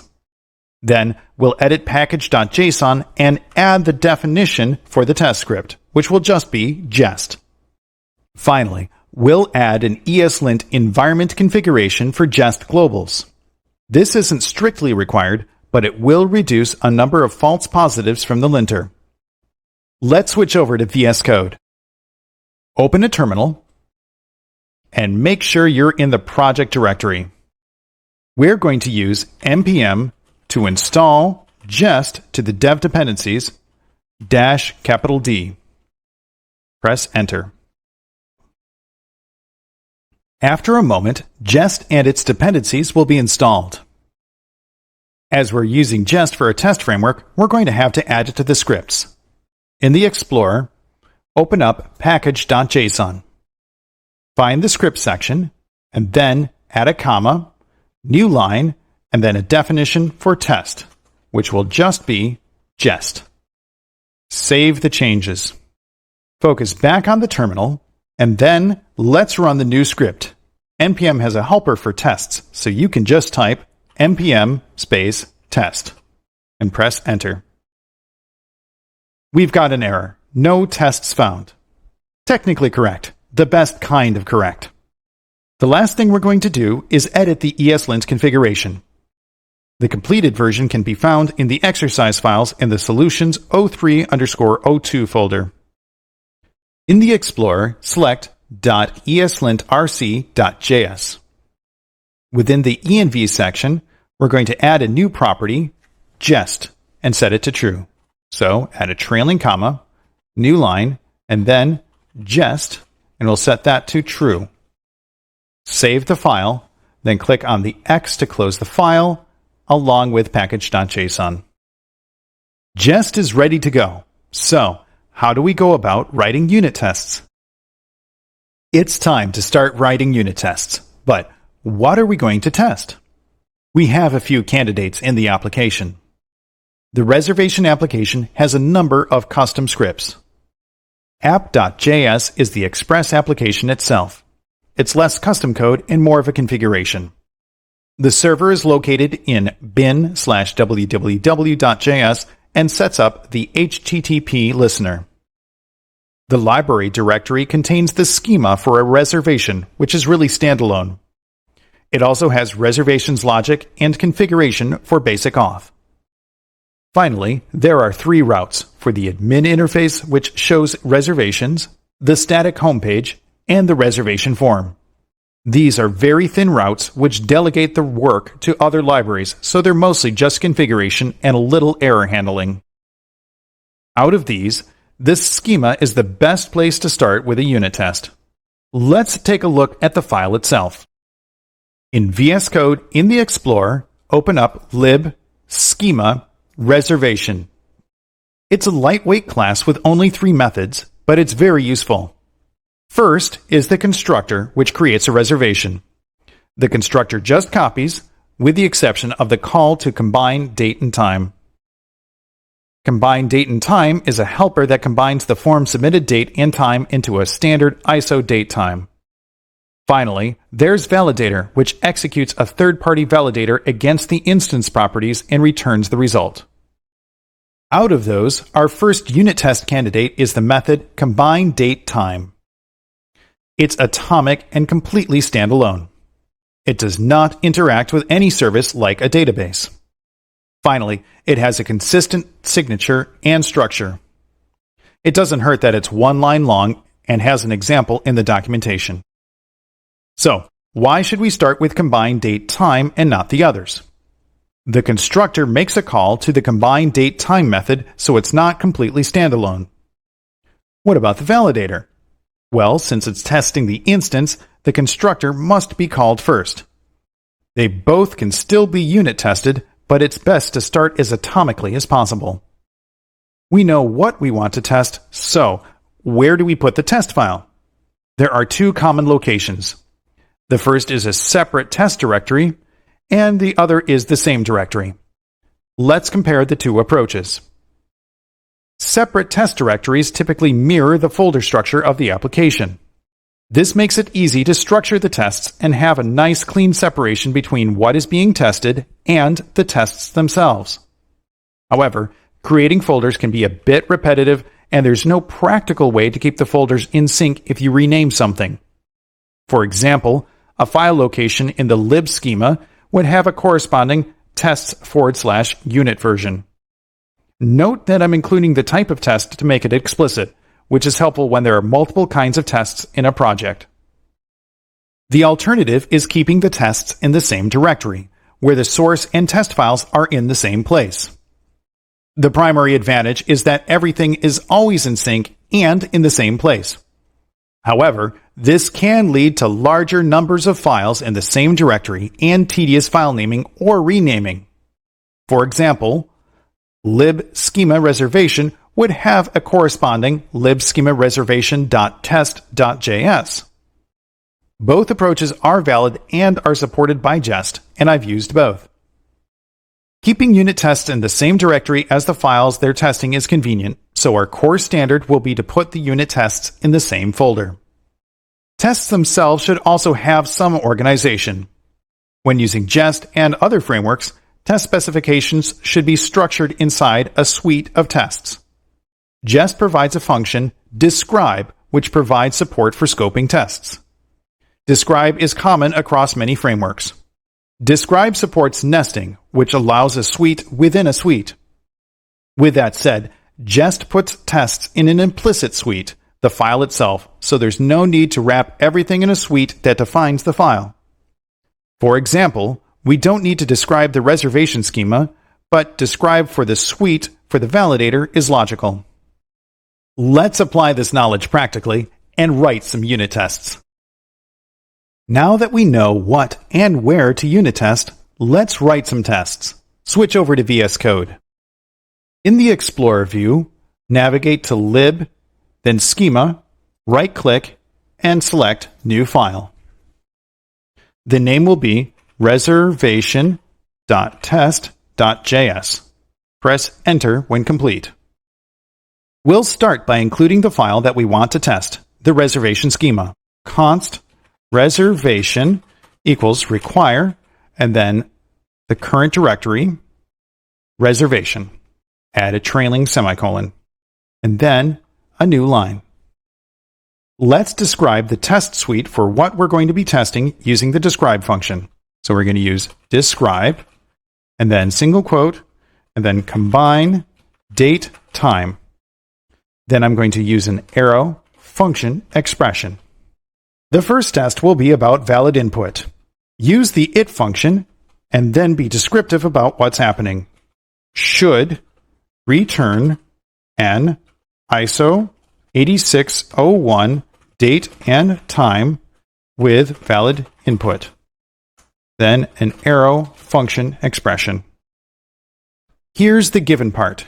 It takes a date, so const date equals 2017/07/10, then a semicolon, and a time, so const time equals 06:02 AM, then a semicolon, add a new line. I'm going to break this into an actual and expected for readability. I'm also going to set up the test to fail so we can learn to understand the output of jest. So const expected equals single quote fail -06-10 T06-02-0000Z, and then a trailing semicolon. I used UTC mode to avoid time zone bugs, by the way, so that Z at the end is intentional. The actual value is going to be the output of the method. So const actual equals reservation dot combine date and time. I'm going to give it the arguments date, comma, time. The last piece is the expect statement. Add a new line, then start with expect, and then give it the parameter of the actual value. Expect includes matcher methods which validate different things. .to equal is a matcher which I will use to compare the expected to the actual. Add a semicolon, and that's it. Add a trailing semicolon here, and save the file. Let's write one more test, this time testing for a failure. As you recall, tests should describe the failure of the system. Therefore, let's add a new line, and then it, parentheses, should return null on a bad date and time. Give it an arrow function expression. This describes the expectation. So, given a funky date and time, so const date equals, and then single quote, exclamation point, at hash $, which is just junk, and add a trailing semicolon, and then const time equals, single quote, fail, which is frankly easier to type, and then a semicolon. Include a new line. I'm going to write this slightly differently by just writing the whole statement in one line. I'm also going to use a different matcher to check for null. So I'm going to expect the reservation.combine date and time to take a date and time, and then I'm expecting it to be null. Execute the function, and then semicolon. Excellent. That's two test specs. Add a trailing semicolon, and then save the file. Now that we have a suite of tests, how do we execute them?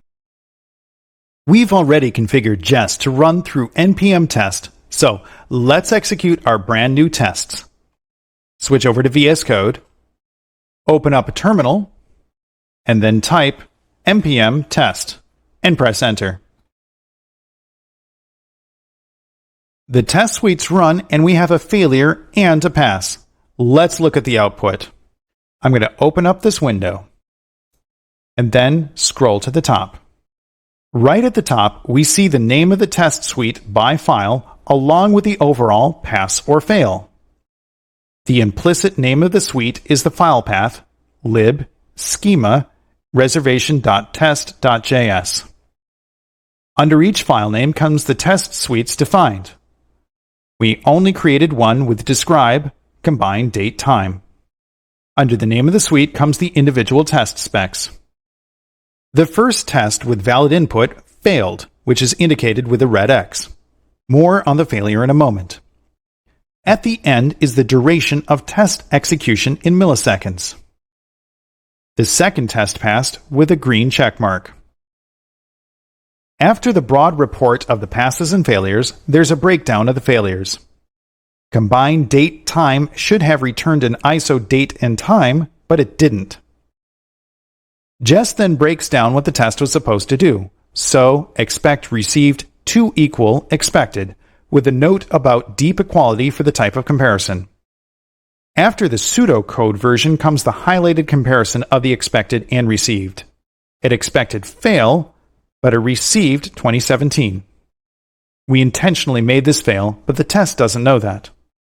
Following the comparison, the position of the failed code is shown in context, complete with character position and file name.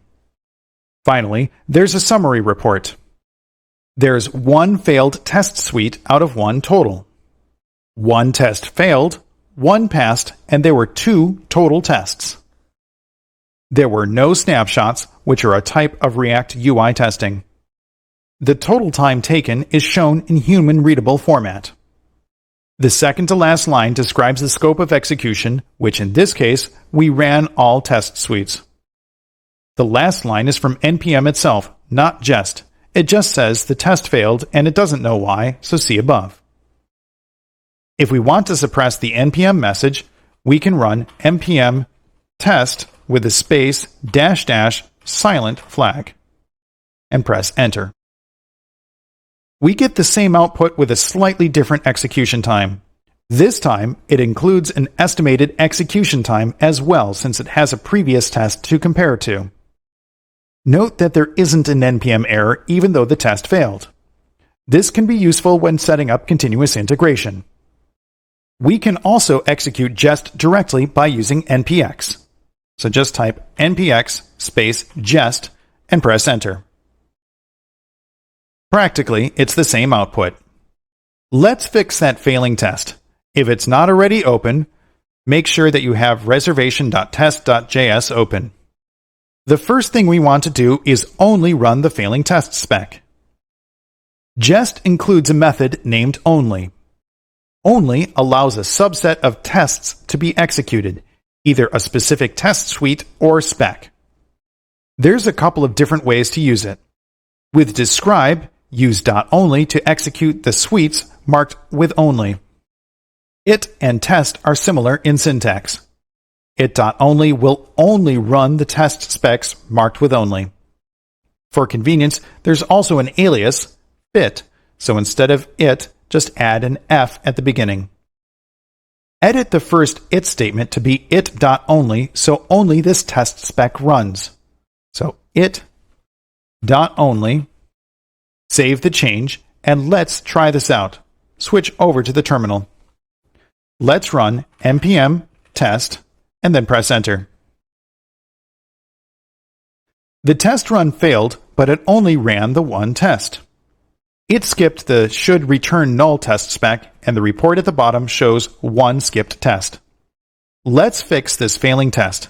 Back in the editor, remove the .only. Then, edit the expected fail on line 8 to be 2017. Save the changes. Switch back to the terminal, where we'll execute with one more variation. This time passing a flag to Jest, which will only report failures and a summary. We're going to use npm space test, then a space, and then 2 dashes to indicate that we're going to pass arguments to the script.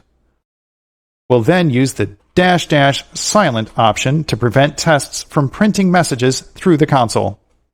When ready, press enter. This time, we have much more concise output, and everything passed. Fantastic news! To see more command line options for Jest, type npx jest space -- help. A list of all available options are shown along with the recommendation to see the documentation at their website. Let's clean up. Close out reservation.test.js and kill the active terminal instance. We've been testing synchronous code so far, but how do we test callbacks?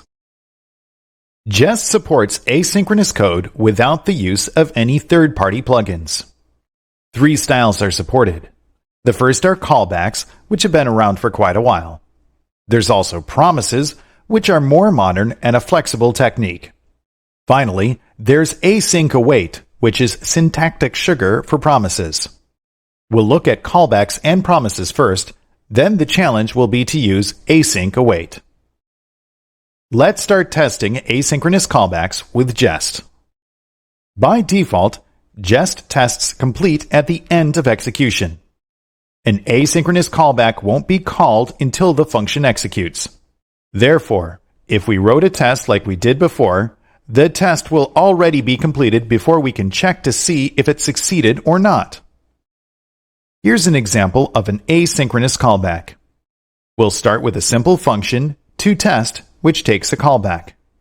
I'm going to use setImmediate to asynchronously execute the callback and arbitrarily return the word yay. With that in mind, here's an incorrectly written test. Don't do it this way. Test the wrong way to test a callback and an arrow function expression. Then we'll define a function for the callback which takes a value. It uses Jest's expect to compare the value to the word no, which will fail. At the end, call toTest with a callback. The callback will execute, but because it's asynchronous, the Jest test will complete before the actual callback returns. The joys of the event loop. The solution is an alternate version of test and it, which returns a callback typically called done. If the done callback is provided, Jest will wait until the done callback is called before the test is considered finished. If it hasn't been called, the test will time out, which by default will take 5 seconds. Another use of done is to throw if given a value, which is useful for checking for unexpected errors. With that in mind, here's the correct way to write that asynchronous callback. Test the right way to test a callback and give it a callback named done. Now, function callback takes a value, but this time we're going to try the expectation, which will throw if it fails, then call done afterwards. In the catch, done can accept an argument, which is the error. Done will fail if it receives a value, which is what we want. For the execution, toTest with the value of the callback works the same way. While you can write callback tests without the try and catch, the tests will pass, but the failures won't be handled correctly. What are the consequences of writing an asynchronous callback test incorrectly? Switch over to VS Code. Go up to File, and then Open Folder. Navigate to wherever you have the exercise files, and go to Sandbox. Open up 0306 and click Select Folder. Open up a terminal, and then install the dependencies, which is just Jest. So type npm install and press Enter. We're going to try 2 different orders. In the Explorer, select wrong right. At the top is the function to be tested, then the wrong way to test, followed by the right way to test. What happens when we execute it? Switch to the terminal. Type mpx jest, then wrong-right.test.js and press Enter. The test fails, and fails rather oddly. If we scroll up to the top, the list of tests at the top shows that the wrong way to test passed, which is incorrect, and the right way to test failed, which is what we expected. However, the breakdown of the errors first shows the wrong way to test, followed by the right way to test? What? That's confusing. Can you imagine trying to track that down in a real code base? Close out wrong right, then choose right wrong. It's the exact same 2 tests, but the test order is switched so the right way to test a callback executes first. What happens when we run it? Switch to the terminal. type mpx jest write-wrong.test.js and press enter. Jest crashed. The test threw an uncaught exception, which we see described. If we look at the stack trace, we can figure out where it failed. Callback on line 20, position 19.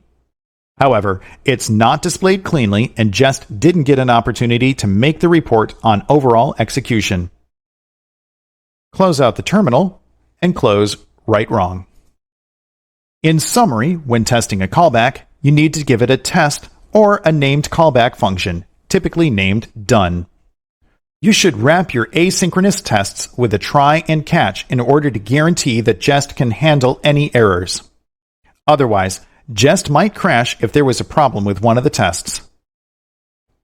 That's enough theory. Let's write our first asynchronous callback test suite in Jest. With this knowledge about testing asynchronous callbacks in mind, our application has a good candidate for a callback unit test. Within the schema is a validator that uses an asynchronous callback which returns an error and value. The validate method does not interact with the service, and it has a consistent signature and structure. Therefore, it's a perfect place to start testing callbacks. Let's write the validate callback test suite with Jest.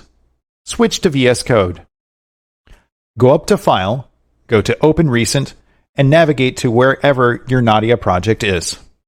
Before we write any code, take a look at what we're going to test. From the Explorer, choose lib, schema, and choose reservation.js. Scroll to the bottom. The validate method takes a callback as an argument.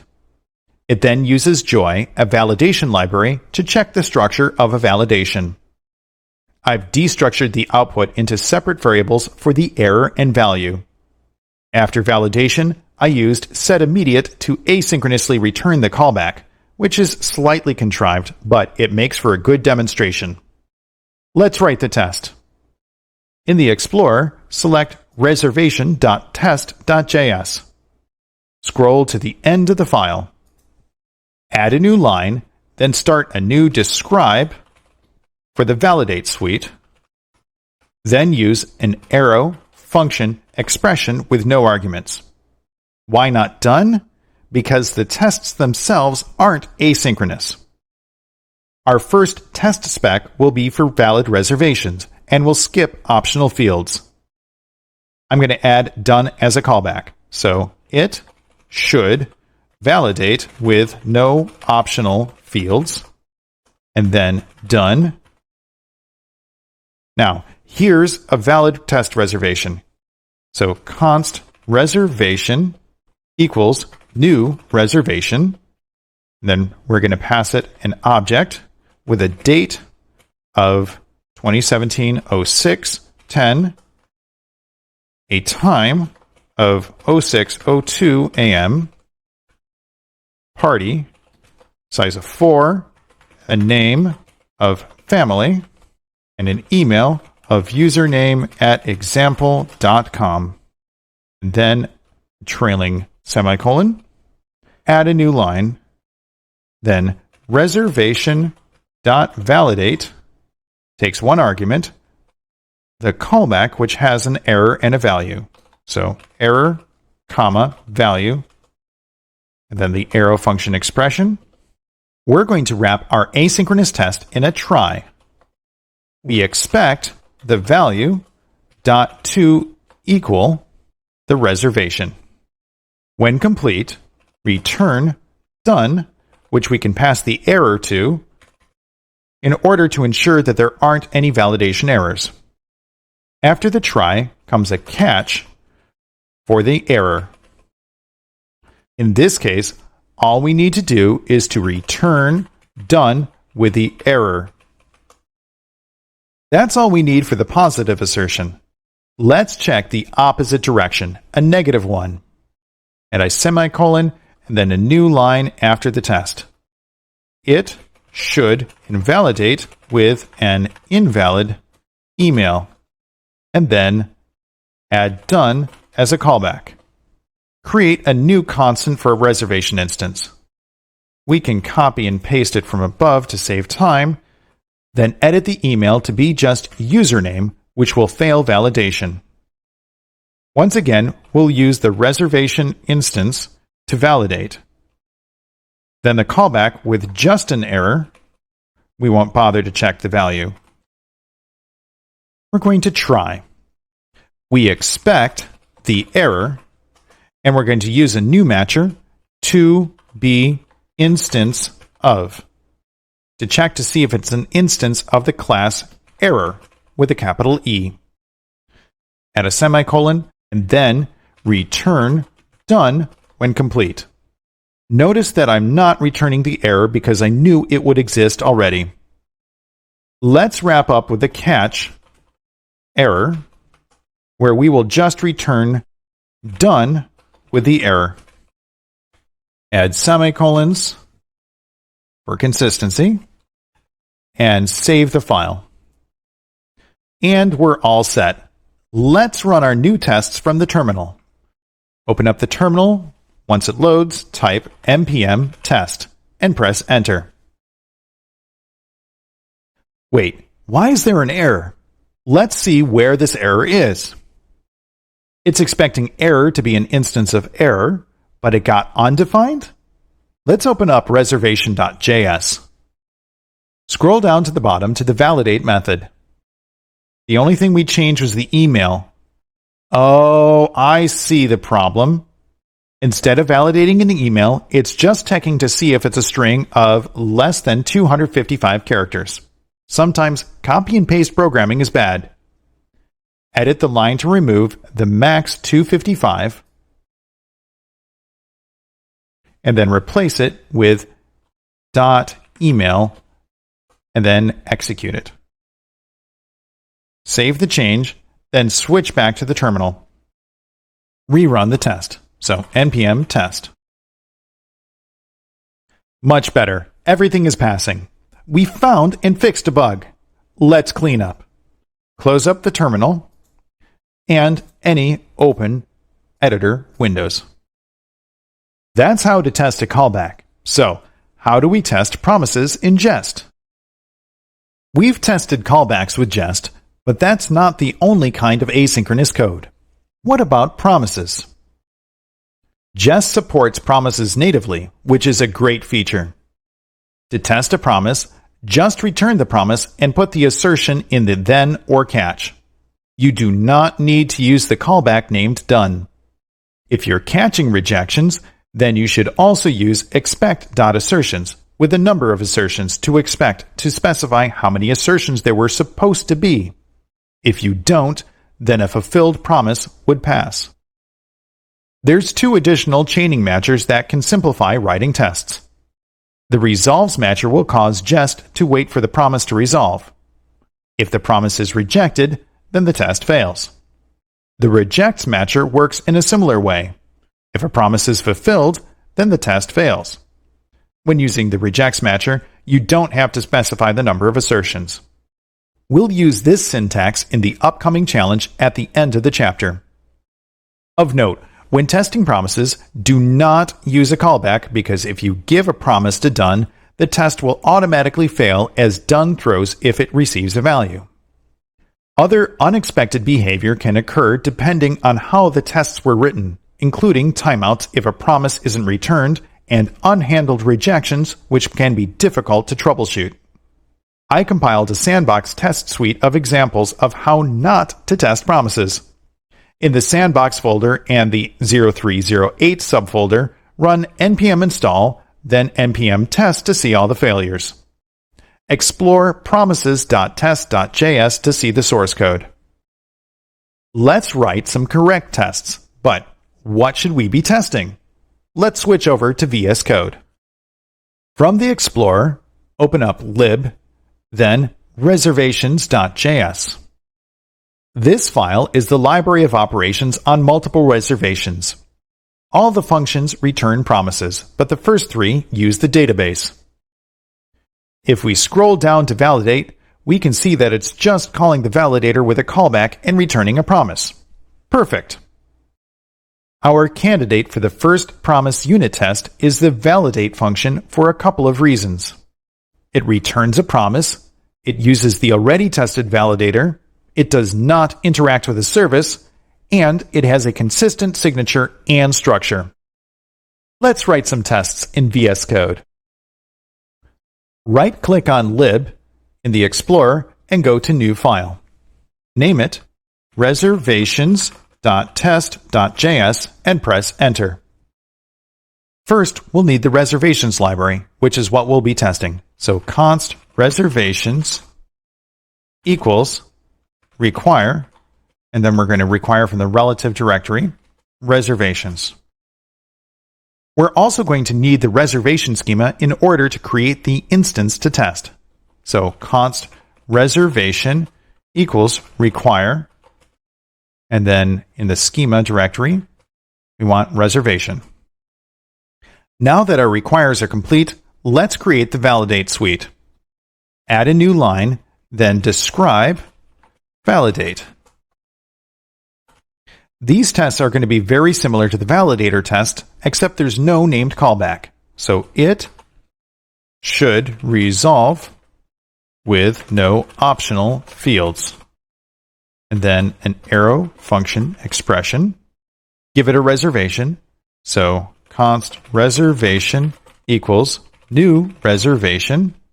And then give it an object. So a date of 2017-06-10. A time of 06:02 a.m., a party of 4, a name of family, and an email of username@example.com, trailing comma, and a semicolon. We're going to return reservations.validate with the instance of the reservation that we created.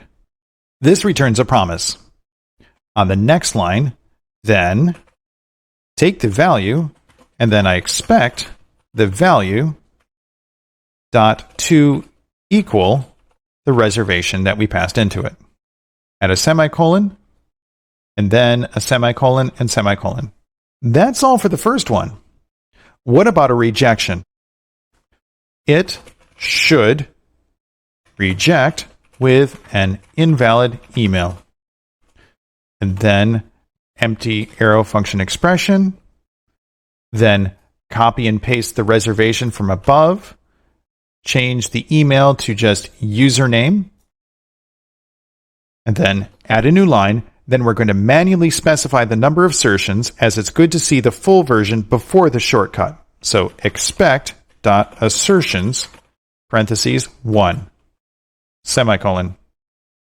Add a new line, then return reservations.validate reservation. This returns a promise. And this time we're going to catch an error, and I expect error to be instance of the class error with a capital E. That's all we need. Make sure everything is closed out and save. Open up a terminal, and then let's run our tests. npm test. Great, everything passed. We're well on our way to improving our code base. Let's clean up here and close out our test files. Close out the terminal. Close this, and then open up readme.md. Last but not least, let's update the documentation. Above debugging, let's add a new heading. Testing. This project uses jest for testing. Visit https://jest.js.io for details. Include some simple usage instructions. To execute tests, npm test, surrounded by backticks. Save the changes. It's best practice to inform other developers about what's available. Close out any remaining open windows. In this chapter, we've been busy validating correctness with unit testing. We started with a survey and comparison of features of various Node.js testing frameworks. Then we installed the course selection, Jest. We discussed what and where to unit test, including some different file organizations. We wrote some unit tests, then tested asynchronous callbacks and promises. However, there's more code to be tested, like functions that depend on the database. If pure unit testing requires isolation, how do we pretend that code is executed?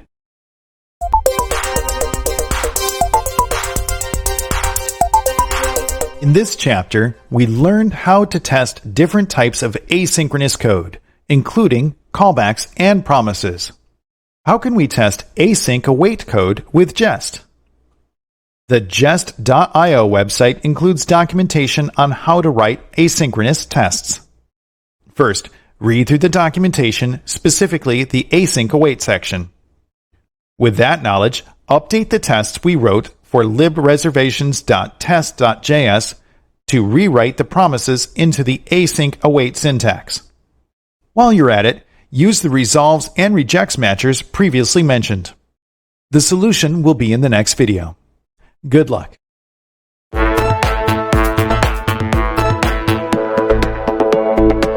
Here's the solution to the challenge about testing async await promises with Jest.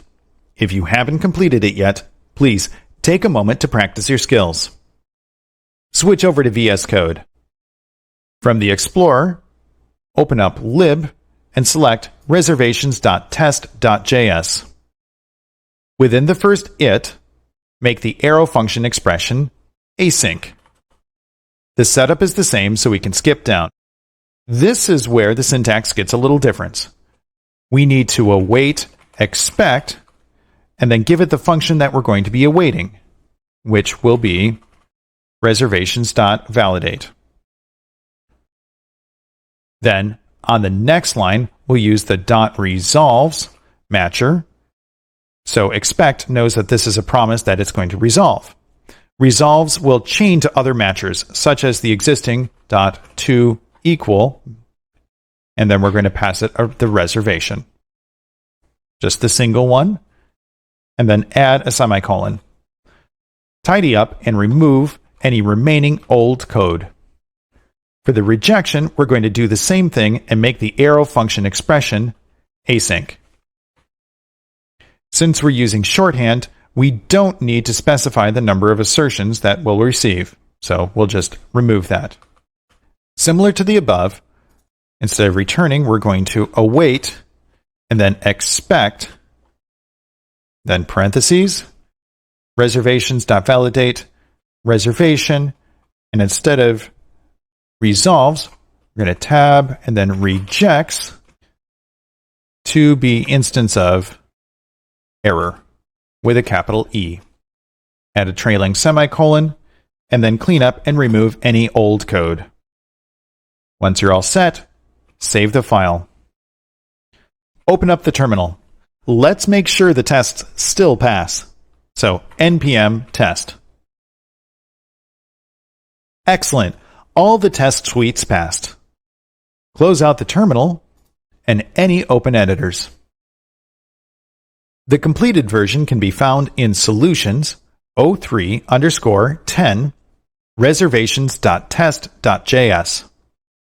Both forms of the asynchronous promise handling, like then and catch or with async await, are functionally equivalent. The difference is the style and the use of shorthand.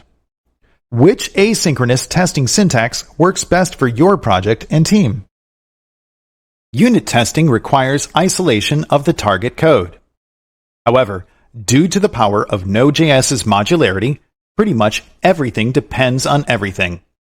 How can we isolate our code so we only test the intended functionality? There's a solution to this problem, and it involves replacing and inspecting code execution with test structures known as stubs, spies, and mocks. In this chapter, we're going to start by discussing what test doubles are and how they can be used to replace code. Then, we'll compare some techniques for overriding dependencies by manipulating the require cache. With that foundation, we'll apply these techniques to our testing. We'll control the responses of methods, observe interactions between components, and verify expected behavior of the code we're testing. We'll do all of this without having to modify how our modules require code, which is fantastic. Let's start by discussing test doubles, which are a special type of code. What are they? A test double is a replacement for an arbitrary component of executable code, like a module or a method. A test double looks and behaves in a similar way to what it replaces, down to providing the same API. However, the functionality is typically a much simplified version of the original. Test doubles can have deterministic behavior and do the same expected thing each time it's interacted with, such as always responding with a particular value or error. Test doubles are typically configured during the test setup rather than in the test spec itself. Why should we bother using a test double? First of all, unit testing requires isolation, and a test double allows us to replace code in order to isolate the target. Test doubles provide a consistent and completely expected response every time. Finally, test doubles are fast because they typically contain little to no executable code. Gerard Meseraus, as part of his book on X-unit test patterns, wrote a fantastic definition of test doubles and their variations. They include test stubs, test spies, mock objects, fake objects, and dummy objects. We'll look at each in turn along with use cases. A test stub is a test double that simulates the behavior of a component by taking complete control over the response.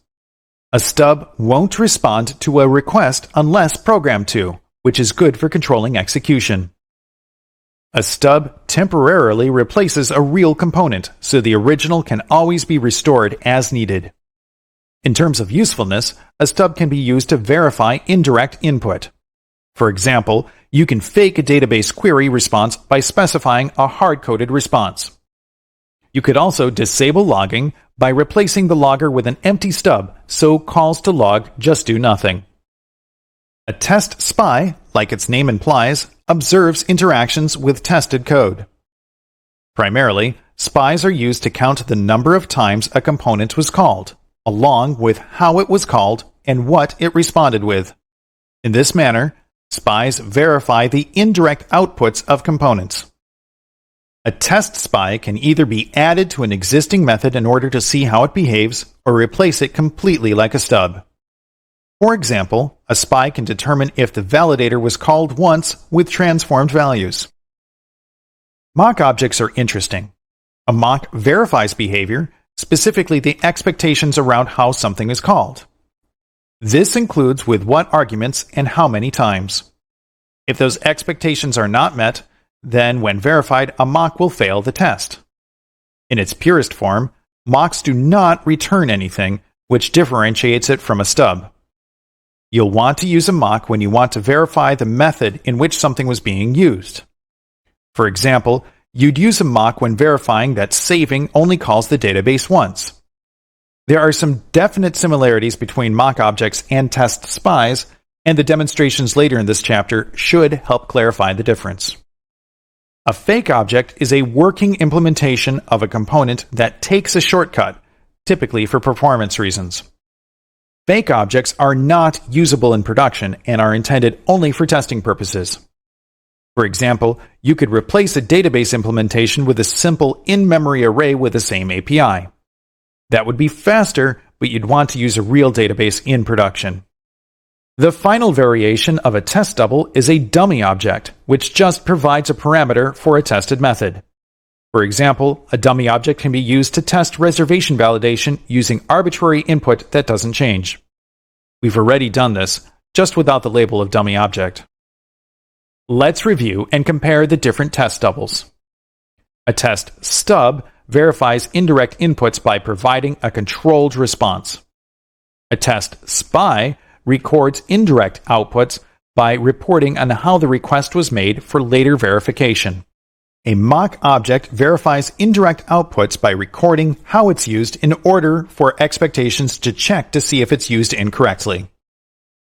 A fake object just runs faster with less functionality. and a dummy object specifies values used for testing. If you're interested in learning more about the philosophy and implementations, check out the articles on xunitpatterns.com and martinfowler.com. They both go into greater detail and provide thorough explanations of each concept. Within the context of jest, everything is considered a mock. A jest mock can be used to stub out functionality. A jest mock can spy to keep track of usage. Jest mocks provide expectations about how the code was used. Jest mocks include fake timers for manipulating time-based events. Dummy objects aren't included because you don't need a framework to use them. So, why go through the trouble of defining each if jest conflates the terminology? Each of these terms can be found throughout jest's documentation, and they are used in other frameworks as well. With that in mind, how can we use jest to mock a single function? Jest provides a mechanism known as mock functions for controlling code execution. Jest's mock functions can do a few things that are useful for testing codes. They can change the implementation of a function if the original isn't necessary for a test. Mocks can capture calls and parameters for a function for instrumentation. Finally, they can set the return values of a function, including throwing, resolving, and rejecting. Jest has 3 ways of mocking functions and modules. The first foundational method is jest.fn, which mocks a single function. The next is jest.mock, which mocks an entire module. The last is jest.spyon, which takes an object and a method name. Similar to mock, it mocks the entire module, but it also spies on the given method. Each builds upon the previous, so we'll start with fn. I'll cover the others later in the chapter. Jest.fn creates a new empty mock function. By default, a mock function returns undefined. This can be useful if you want to just prevent something from working and keep track of how it was used. .fn accepts an optional argument known as an implementation. Practically, an implementation is just a function which returns an arbitrary result, including values, thrown exceptions, and so forth. Every jest mocked function includes a special .mock property, regardless of whether the mock function was created with or without an argument. What's inside? The .mock property has 4 properties of its own that keep track of its usage in a series of arrays. Calls keeps track of how it's been called. Each call includes the arguments that were used when it was called, or just undefined. The instances property keeps track of the actual instances created by the function, if any. Invocation call order keeps track of the incrementing order in which the mocks were called, which is useful for determining if something was called before or after something else. Finally, results keeps track of both the type and value of what was returned. Before we mock some functions, let's see some practical examples. You can follow along with the slides, or you can take a look at sandbox 04_02 to see the code. Creating an empty mock is straightforward. Just call jest.fn and assign it to a variable. I'm going to assign the variable actual to the result of invoking the mock function. Since we didn't provide an implementation, it will return undefined.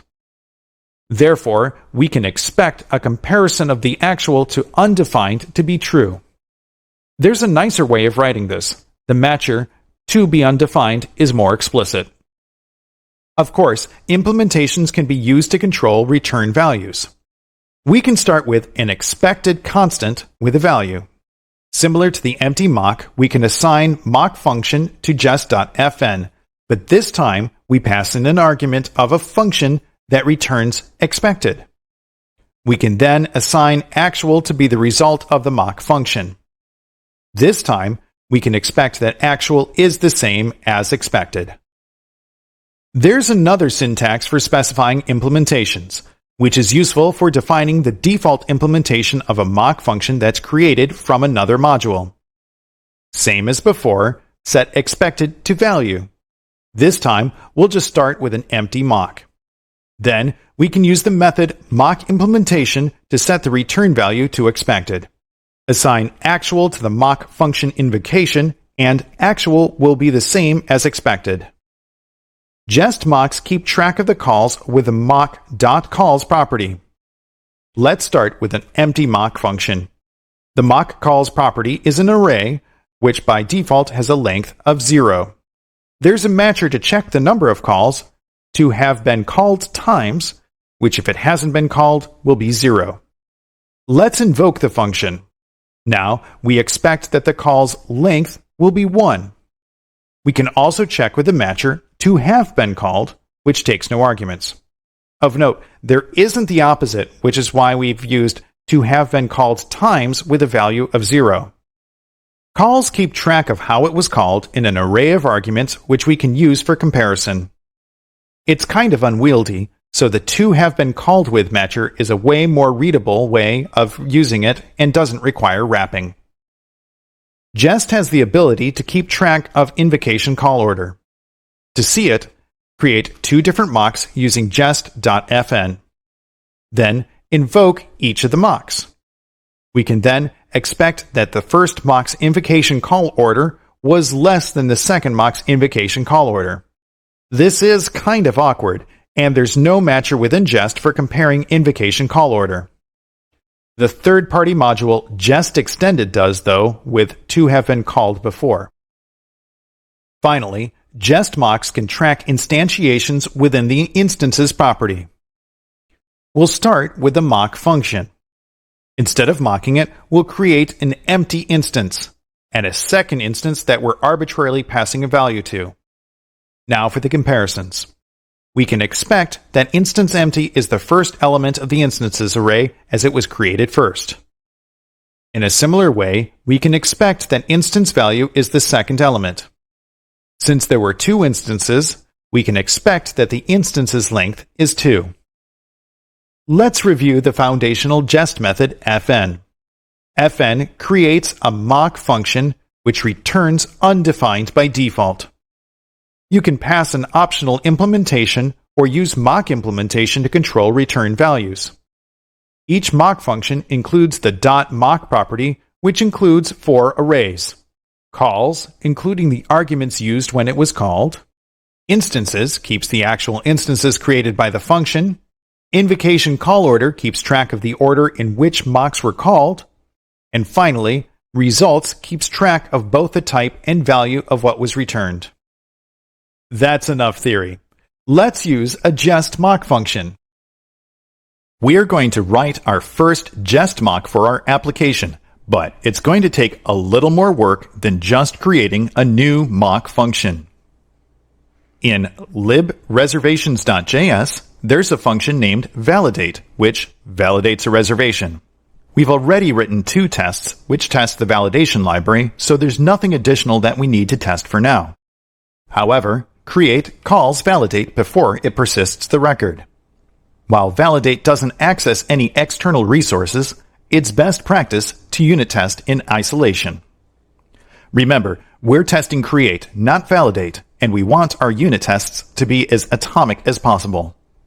Therefore, we'll mock validate when we write a create test. We haven't gotten to the stage of being able to mock calls to the database, so we can't pass validation.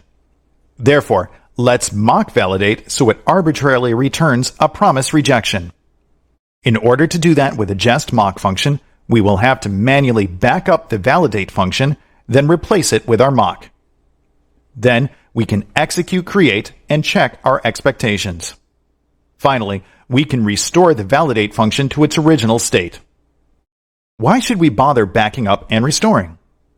Jest does not automatically back up or restore a mocked function when using .fn. If we skipped backing up and restoring it, we would alter the usage of validate for the rest of our tests in the same file, which could lead to chaos. With that said, backing up and restoring the original functions is not required if all the tests in a file use the same mock. Ready to get started? Switch over to VS Code. In the Explorer, navigate to lib and open reservations.test.js. Scroll to the end of the file, then add a new line and describe the test grouping for create. We'll use it should reject if validation fails. Since create returns a promise, let's use async with our arrow function expression. We're going to start off with a comment where we're going to store the original. Then const original equals reservations.validate. Then we're going to create the error that we're going to arbitrarily reject with. So const error equals new error with a capital E, and then with a message will just be fail. Add a trailing semicolon. Now we can mock the function by assigning reservations.validate to be jest.fn, and then we'll set the implementation to a function that is a promise.reject. That is the error that we created. Add a trailing semicolon at the end, and that's complete. Now that we've prepared the mock, we can execute reservations create. So we're going to await and then expect reservations.create, and then we'll execute it.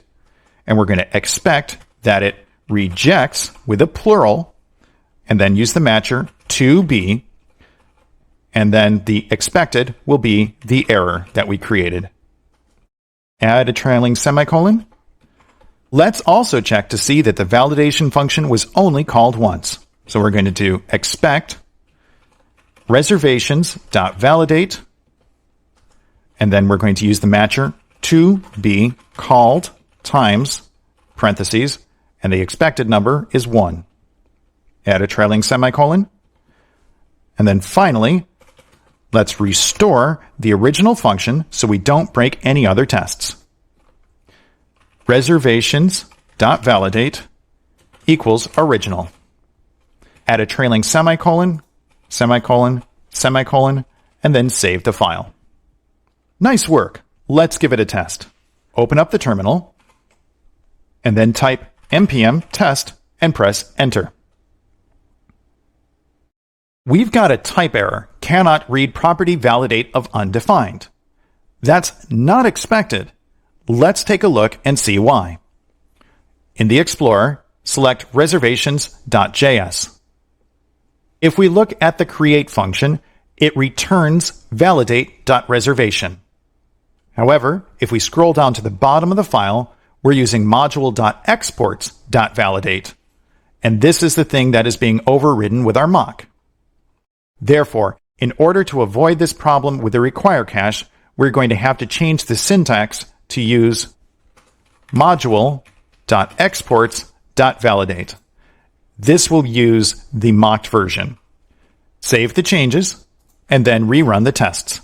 Type npm test and press enter. Excellent. We're up to 7 passing tests. Manually backing up and restoring that function wasn't a lot of fun. Is there a faster way? And what if we want to mock an entire module? So far, we've mocked a single function. Let's mock an entire module with jest. But how does it work? In Node.js and in most languages, units of code usually have dependencies. That's a good thing because it promotes reusability and modularity. As an example, our application has dependencies on the SQLite database and the debugger module for logging. Of course, you can write tests that use other components, but testing dependencies isn't unit testing, it's integration testing. So, how do we isolate a unit with a dependency?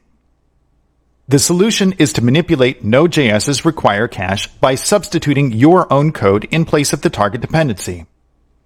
The nice thing about this technique is that it needs no code changes to the target require to work. Like many other forms of monkey patching and JavaScript manipulation, changes to the require cache can be done manually. With that said, doing it yourself ad hoc is messy and fragile at best. Fortunately, Jest provides a simple way to do this. Jest.mock accepts a module's name as its first argument. This can be the relative path to a module if it's within your project, or the community package or core module name. By default, Jest.mock will match the signature of the mocked module and return mocks instead. For example, if module.exports returned an anonymous function which returned a value, the mocked function would return a JestMock function instead. If it exports an object with properties foo and bar, both foo and bar would be mock functions. There are two other optional arguments, factory and options. Factory overrides Jest's auto-mocking feature, allowing you to return whatever structure you want, which doesn't have to match the target module. If you wanted to use factory, provide it with a function like an arrow function expression that returns the desired structure. The last argument is options, which can be used to create virtual mocks for generated modules that don't exist within the system. We're not going to be using virtual mocks within this course. In order to use Jest.mock, you need to mock the module before it's required. As an example, we'll use the relative path to reservations, then require it. Practically speaking, use Jest.mock with the name of the module, then require the module. There's an inverse. When you're done, you should unmock any mocked modules. Similar to Jest.fn, forgetting to do so will have an adverse effect. The syntax is straightforward: jest.unmock, then the module name. Before we see mock in action, we're going to add some structure to our test file in order to prepare for tests and clean up afterwards. There are 4 functions that can be defined. Before all, which runs before all tests have started. Before each, which runs before each test. After all, which will run after all the tests in a file or group have completed. And after each, which runs after each test. Each takes a function as an argument, which performs the task, and an optional timeout in milliseconds to wait before aborting. Within our test suite for reservations, instead of requiring the reservations file at the top, we're going to use let within the describe scope to define a variable named reservations. Then we can use before all to set reservations to whatever is needed. If we want to mock it, we'll just call jest.mock first, then assign the variable to require the module. If we don't want to mock, we'll just set the variable to require the module. Ready to get mocking? Switch to VS Code. Open up reservations.test.js. At the top, let's start with a new group that we're going to describe for fetch, and then an arrow function expression. Fetch just returns some reservations. Practically, there's no logic to test, but it's a good example of how mocking works, and it will provide the foundation for more complicated use cases. We'll use let for reservations. Then we're going to use before all, which takes an argument of a function, which we'll use jest.mock for reservations, using the relative path, and then reservations equals require reservations. We'll add a trailing semicolon. Then we'll add an after all with an arrow function expression, and then we'll use jest.unmock, and then again the path to the module, the relative path of .reservations. Add a trailing semicolon. Then a test.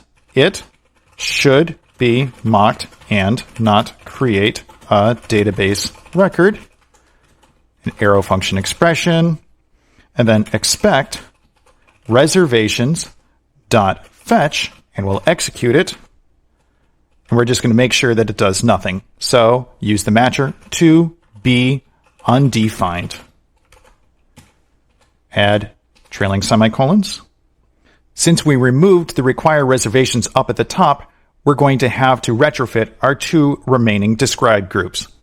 So I'm going to copy and paste the reservations equals, and in the describe validate, up at the top, let reservations, plural, and then add some new lines, before all, parentheses, and then we'll execute the anonymous function, reservations equals require reservations. We can copy and paste this and paste it into create. Save the file, then open up the terminal. npm test. Do you want to see the consequences if you don't unmock the module? Scroll up to the top. So in the after all, let's comment that out and type npm test. We've got no less than 3 errors because we didn't unmock the module and we changed the signature of how things worked. Remove the comment out, save the file, npm test, and make sure that the changes worked. Fantastic. That sorted it out. Close out the terminal and any remaining code files. We've mocked modules that we're requiring, but what if we want to mock module dependencies within what we're requiring? Mocking module dependencies can seem daunting, but the technique is really similar to what we've already done. As jest.mock manipulates the require cache, we can use jest.mock before requiring the target module in order to alter module dependencies. When ready, then require the target module. What's a practical use case? Within reservations.js, this save function uses debug to log a developer-only message. Then it uses connects to insert the reservation into our database, which returns a promise. For the purposes of testing, I only care if debug was called and that insert was called with a reservation. In order to do that, we're going to mock both debug and connects prior to requiring reservations.js. Previously, we relied on jest.mock to completely replace the whole module. This time, we're going to use the factory argument to override the default mocking. Debug, once initialized with a label, is a function that we want to replace with a mock. Connects provides an interface for building queries. We're going to need to match this signature in our factory. Switch over to VS Code. In the Explorer, open up reservations.test.js. Scroll down under Fetch, and then describe a new group, Save. So describe, save, then an arrow function expression. Same as before, we're going to let reservations, and we're going to require it momentarily. However, this time we're going to create a mock debug as a jest function that replicates how the debug module works. Const mock debug. Note that the name starts with mock. Otherwise, jest will fail with a reference error. So const mock debug equals jest.fn. I'm also going to create a mock insert, and I'll use a new method, mock resolved value, to match the signature of a successful insert, an array containing just the inserted ID. So const mock insert equals jest.fn dot mock resolved value, singular, and then an array containing the value of 1. Add a trailing semicolon, and then now for the mocking. So before all, and then arrow function expression, jest.mock, and then we're going to mock debug, which takes an arrow function for the factory, and then another arrow function for initialization, which then will return our mock debug. That's what we'll be checking with our matcher. Add a trailing semicolon, and then we're going to need 2 arrow functions to mock connects as well. So jest.mock, and then we're going to use the relative path to connects, which is the same as how it's used in the module.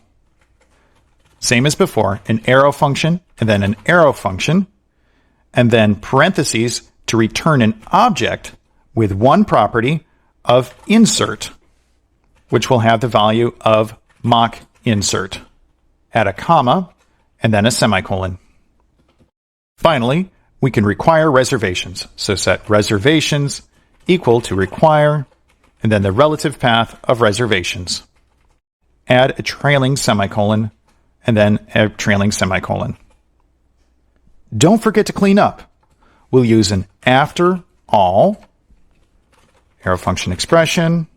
We're going to use jest.unmock on debug, then a new line, and then jest.unmock on the relative path to connects. Add a trailing semicolon, and we're all done with the setup. Let's write the test spec itself. It should resolve with the ID upon success, and then an asynchronous operation. So async, arrow function expression. Our dummy value is just an object. So const value equals an object. We're not going to bother with fully replicating a reservation here. We just want it for comparison. So foo, and then we'll set it the value to bar, trailing semicolon, and then we'll also expect the return value to be 1. So const expected equals an array containing the value of 1.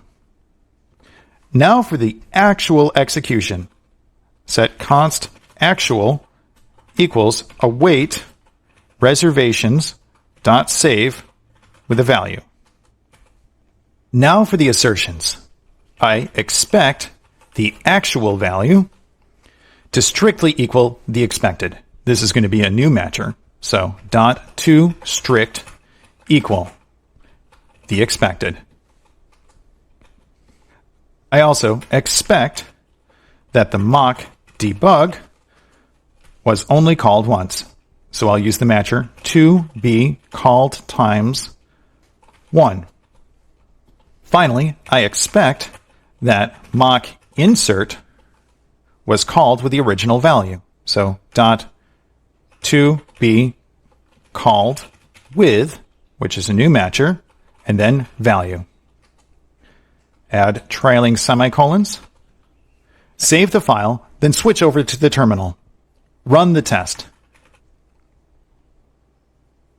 Fantastic. Everything passed. Let's clean up, close out the terminal, and close the test file. We've used mock functions and mocked entire modules, but is there a more nuanced way of mocking just part of a module without automatically mocking the entire thing? So far, we've been mocking functions and modules, which replaces. What if we want to keep the original implementation around, but still keep track of how it's being used? With Jest, we can use spies to observe interactions. The spyon method creates a Jest mock function similar to jest.fn and jest.mock, but it also tracks calls to method name on the object. Something to keep on mind. Spyon calls the spied method. If that's not what you need, use a mock implementation instead and totally control the behavior. When you're done with spying on the method, it's best practice to restore the method back to normal. Otherwise, other requires may have inconsistent behavior. The spyon mocks have a method, mock_restore, which does just that. Within reservations, what are some things that can be spied on? We tested the validate function, but we can go one step further and test to see if it was called and how it was called. We can also spy on validate in the create group and use it to arbitrarily reject to see how create handles validation errors. Ready to get started? Switch to VS Code. In the Explorer, navigate to lib and open up reservations.test.js. Scroll down to the end of validate. Then start a new async test spec. So it should be called and reject empty input. And then async, and then an arrow function expression. We're going to spy on reservations, specifically the validate method. So const mock equals jest.spy on, and then it'll take reservations, and we're going to use the validate method. Let's set up the test. So const value equals, and we'll use the value of undefined. we're going to await an expectation that reservations.validate with a value will reject and throw a message. This is a bad assumption on the target. There's no validate method on undefined, so it will throw. I considered writing this correctly, but I wanted to make the point that just because something technically works doesn't mean that it's working the best way. So I'm going to check for .rejects, plural, .toThrow. Then we're going to check for the string cannot read property, and then escape validate, then escape that again, of undefined. Add a trailing semicolon. We can now check our mock, so expect mock, and expect that it was called with a value. So to be called with, and then the value. Finally, restore the mock. So mock.mock restore. Add trailing semicolons and save the file. That's great. Let's use this technique on create. Scroll to the end of the file. After the existing spec, start a new one. It should reject if validation fails using spy on, and then async, and then an arrow function expression. Practically, this is going to function as the same as the one above, but we're going to be naming it differently to avoid duplicate test names, a best practice, and we can compare the two approaches. We're going to create a new mock, so const mock, using jest.spy on reservations, and specifically the validate method. We're then going to create a new error, so const error equals new error with the same value as above, fail. This time, we're going to use mock.mock implementation with a function that returns a promise.reject with the error. Let's use a value to look for on the other side of this. I'm pretty sure that the string literal puppy isn't a reservation, so const value equals puppy. Let's execute. We're going to await expect reservations.create with a value .rejects .to equal, and then the error itself. Now for the spying. I expect that the mock to have been called times 1. And I expect that the mock to have been called with the value. Finally, let's restore and wrap up. So mock.mock restore, execute it, and add a trailing semicolon and trailing semicolon. Save the file, then switch to the terminal. Let's run our test suites. npm test. Excellent. 2 test suites passed out of 2 total, and 11 passed out of 11 total. Let's clean up before wrapping up the chapter. Close out the terminal and any open files. Throughout this chapter, we've been using jest mocks for replacing and inspecting using spies, stubs, and mocks. We started with an overview of different ways to replace code with test doubles. We then learned about Jest's versions of mocks with special properties that track how mocks are interacted with. We wrote our first jest mock using jest.fn, then manually restored the mocked function. Building upon that, we mocked an entire module with jest.mock, then manipulated the require cache to mock module dependencies so we can focus on testing just our code. Finally, we use jest spies to observe interactions between components while controlling how dependent code responds. We've been testing a portion of our codebase. Is there any way to get a more comprehensive look at the health of the entire codebase?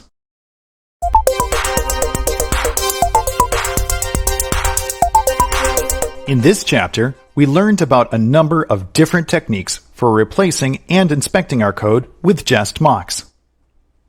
In libreservations.test.js, we've tested creating a reservation in two different ways, but both have been testing what happens when validation fails.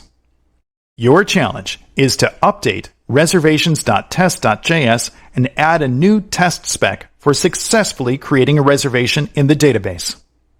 Of course, the test won't interact with the actual database, so you'll have to mock that up. As a stretch goal, also mock the validation in order to skip it, as validation is tested elsewhere. When you're done, check out one possible solution in the next video. See you in a moment.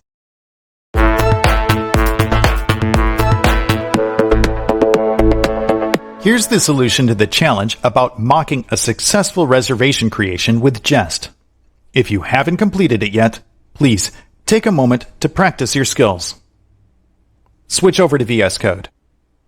In the Explorer, navigate to lib.reservations.test.js. Scroll to describe create if it's not already visible. While we previously required reservations every time, we're going to be manipulating it prior to requiring it. So we're going to take the reservations require,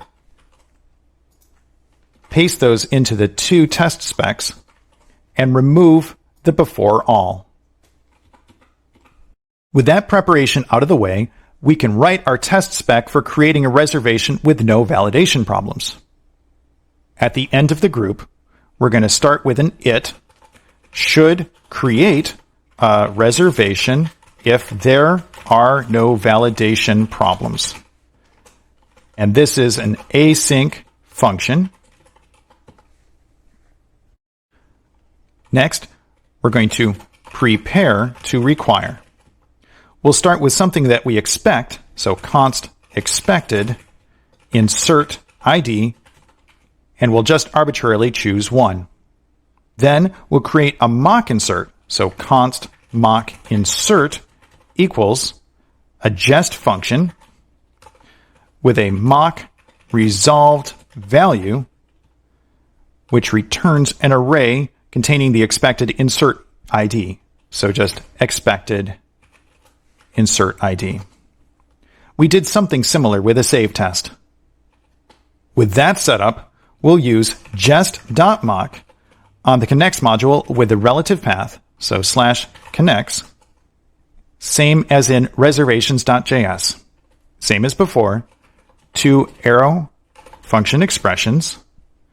Then we're going to use parentheses and return an object with just one property, insert, with the value mock insert, a trailing comma, and then a semicolon.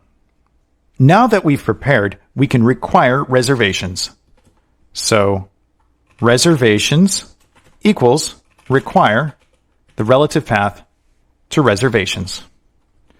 Add a trailing semicolon. Now, let's mock the validation. So const mock validation equals jest.spy on reservations with the method validate. We can mock the implementation with something simple. Whatever value we give it, we can resolve to that same value, which is what it would do if it passed validation. So, mock validation dot mock implementation, and then value, which will just go to promise dot resolve with the value.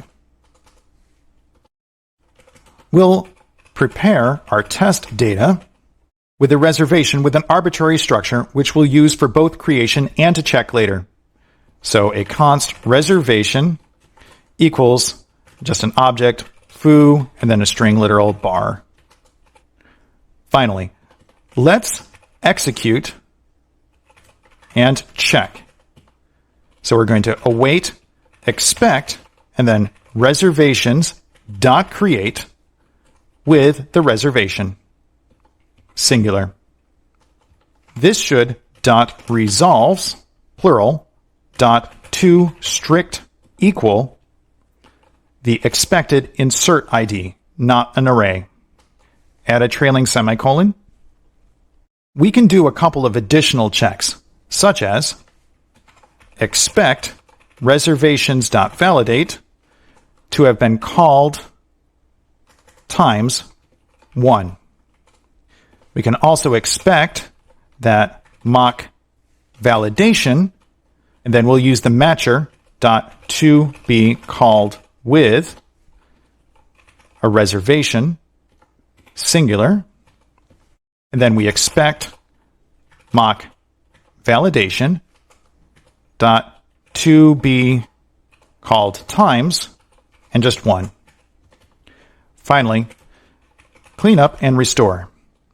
First, the mock validation dot mock restore, and then unmock connects itself. So just dot unmock, and then the relative path of dot slash connects. Add a trailing semicolon, save the file, and we're all done. Let's open up a terminal. Let's run our new test suite. Type npm test and press enter. Fantastic. All tests pass, and we're up to 2 test suites and 12 tests. Let's clean up. Exit out of the terminal and close the test file. The completed version can be found in solutions 04_08 reservations.test.js. So, a practical question. Is mocking validation worth it? In my experience, it can be, in that you can focus your tests on just one thing at a time rather than having to refactor a number of different tests if your validation methodology changes.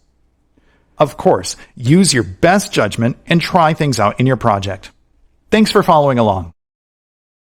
Knowing about problems within a specific file or component is a good thing, but that's only part of the picture. Having an actionable perspective of the entire codebase is a key to success. In this chapter, we're going to extend what we've learned so far about testing and detecting suspicious code. We'll start with the concept of code coverage and why it's important. We'll generate a report about the restaurant reservation application's code coverage using industry-standard tools. Next, we'll broaden our testing techniques with functional testing, which will extend the existing report. We'll ask the emperor has no clothes question, what could possibly go wrong when you have 100% test coverage on a codebase? Finally, we'll learn about ways to automate code quality measurement on an ongoing basis. Code coverage sure sounds important, but what is it? Code coverage is the measure of how much code is executed in a given operation. It's typically from a test suite, but there are some other tools that measure things like client-side code execution.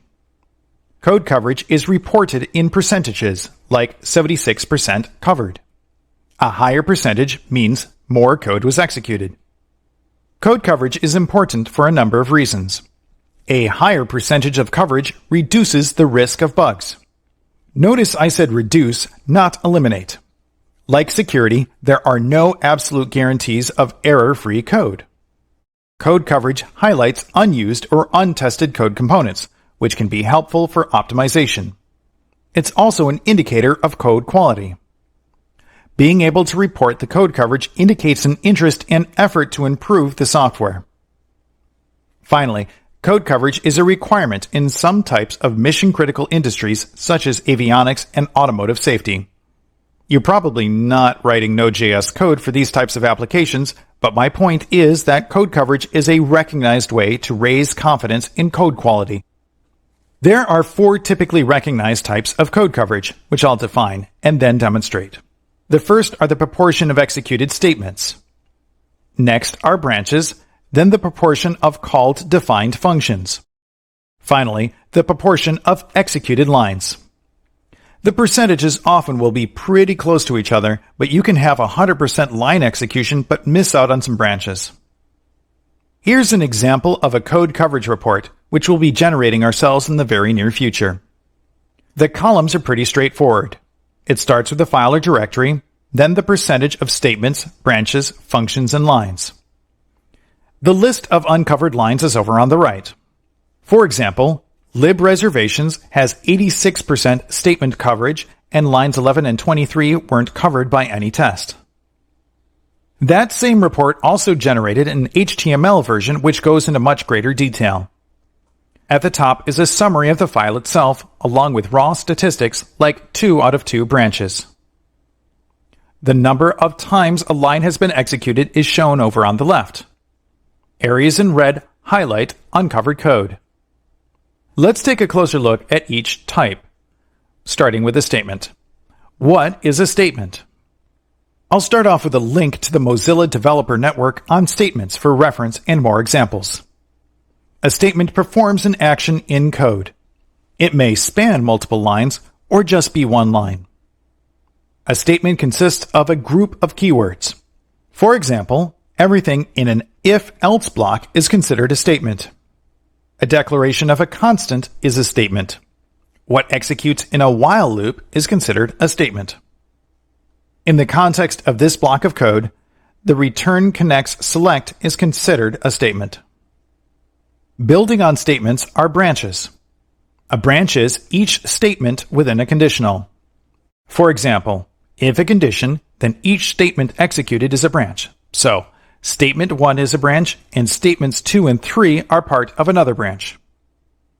Here are some more examples of branch structures. We've covered if-else statements already, but other conditionals can include logical or, logical and the logical not operator. There's also the conditional operator, also known as ternary, with a condition, the ternary operator, and one expression or the other. Here's an example of an uncovered branch.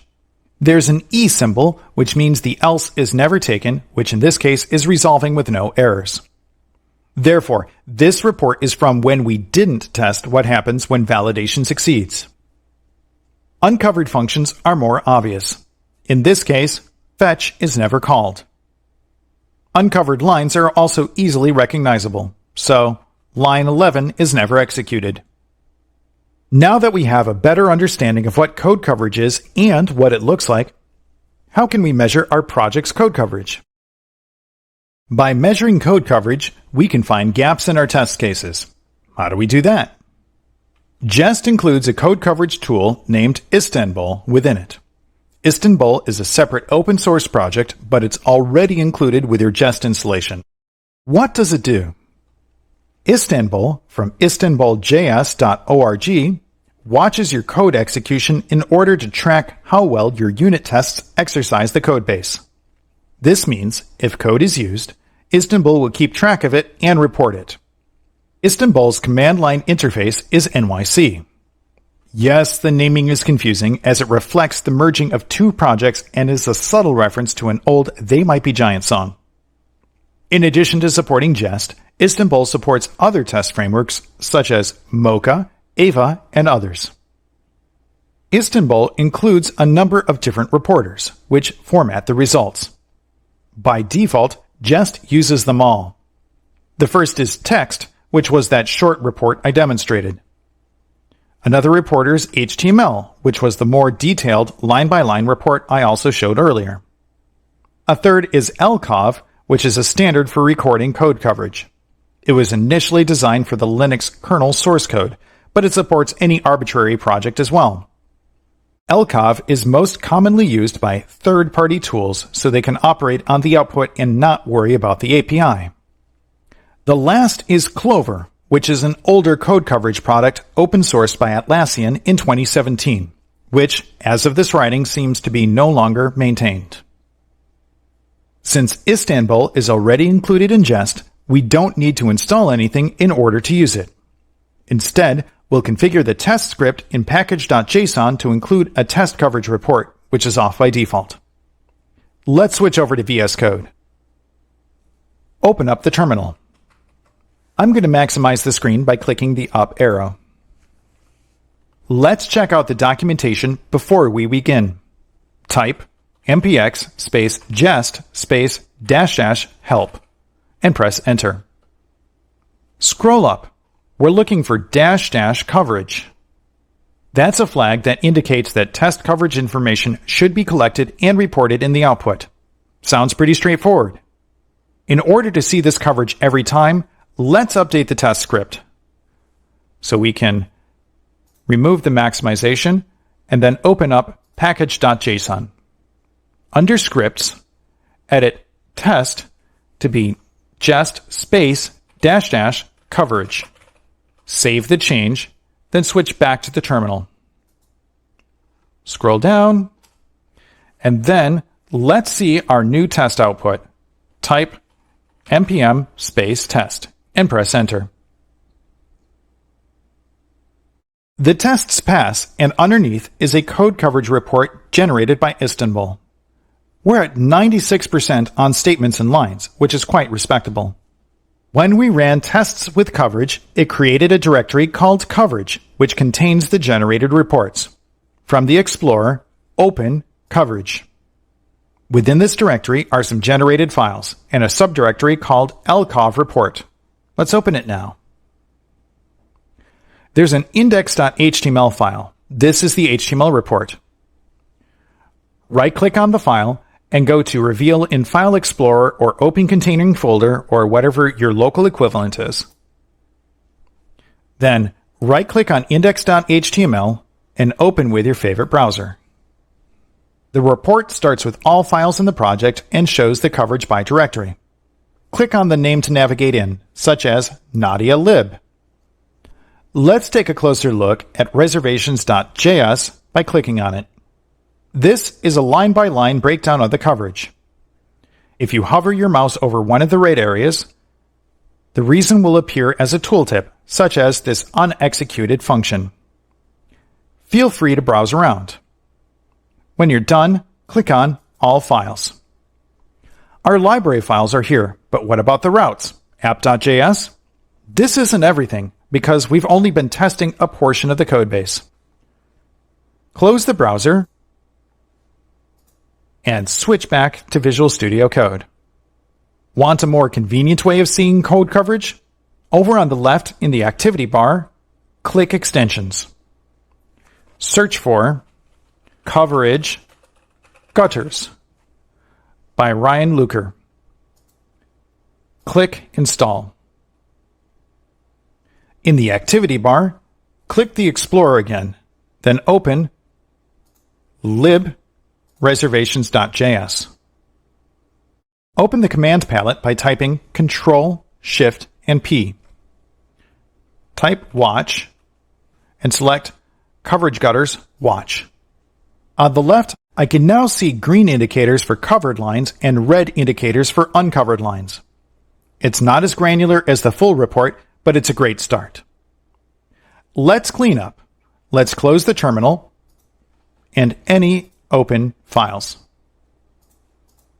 If we functionally tested the application, we'd be executing things like routes, which wouldn't benefit from a unit test. Can functional testing be included in this report? The Jest framework can be used to functionally test an application. The result can be included in a code coverage report, which is really useful. As a reminder, functional testing literally tests the functionality of an application. The test cases are based on the specifications of the software. Unlike unit tests, a functional test is based on business requirements, like the ability to perform a task. In that way, a functional test should read like an acceptance test used by a QA team. Functional tests describe what a system does, not how. There's a number of different functional testing tools, and this is not an exhaustive list. Selenium WebDriver from selenium.dev automates actual browsers using a standalone server and is fantastic for end-to-end testing. It's now recommended by the W3C for doing browser testing.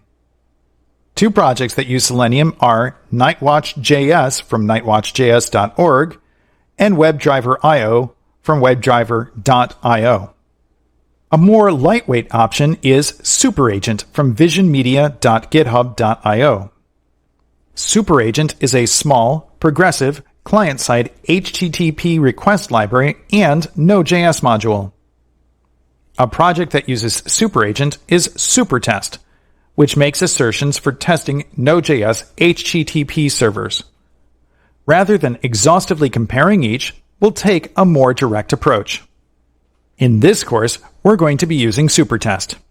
It's easy to get started, just install the module dependency. Supertest doesn't require external software such as a server that controls a browser. It also doesn't require our application server to be running, which is amazing. Instead, it can just accept the Express app and run the tests on that. It can also use a running application server if you want. In this way, Supertest is lightweight and flexible, which are excellent characteristics. Finally, it's compatible with Jest without any additional plugins or work. After this course, I recommend exploring some of the other options as they offer more powerful functionality that you might want, and also they're compatible with Jest. Supertest is quite easy to use. For setup, it accepts an HTTP.server or a function. Practically, Express returns that, so we can just give it an Express application. If the server is not listening on a port, Supertest will pick a random port. Don't worry, you do not need to specify a port in your tests. Supertest uses HTTP verbs to interact, so .get, .post, and so forth. Supertest includes optional expectations which can be used to validate the response. Finally, after each request, it returns the response that can also be tested with your test framework of choice. In the context of our application, let's write functional tests from basic user stories. As a user, I want to see a reservation form in order to book a table. As a user, I want to submit a valid reservation and be thanked upon success. Finally, as a user, I want to submit an invalid reservation and be informed that there's a problem. Let's start by installing the Supertest module. Switch over to VS Code. Open up a terminal. From the root directory, I'm going to use npm to install Supertest to the dev dependencies -D. Press enter. That's all we need. We can close the terminal now.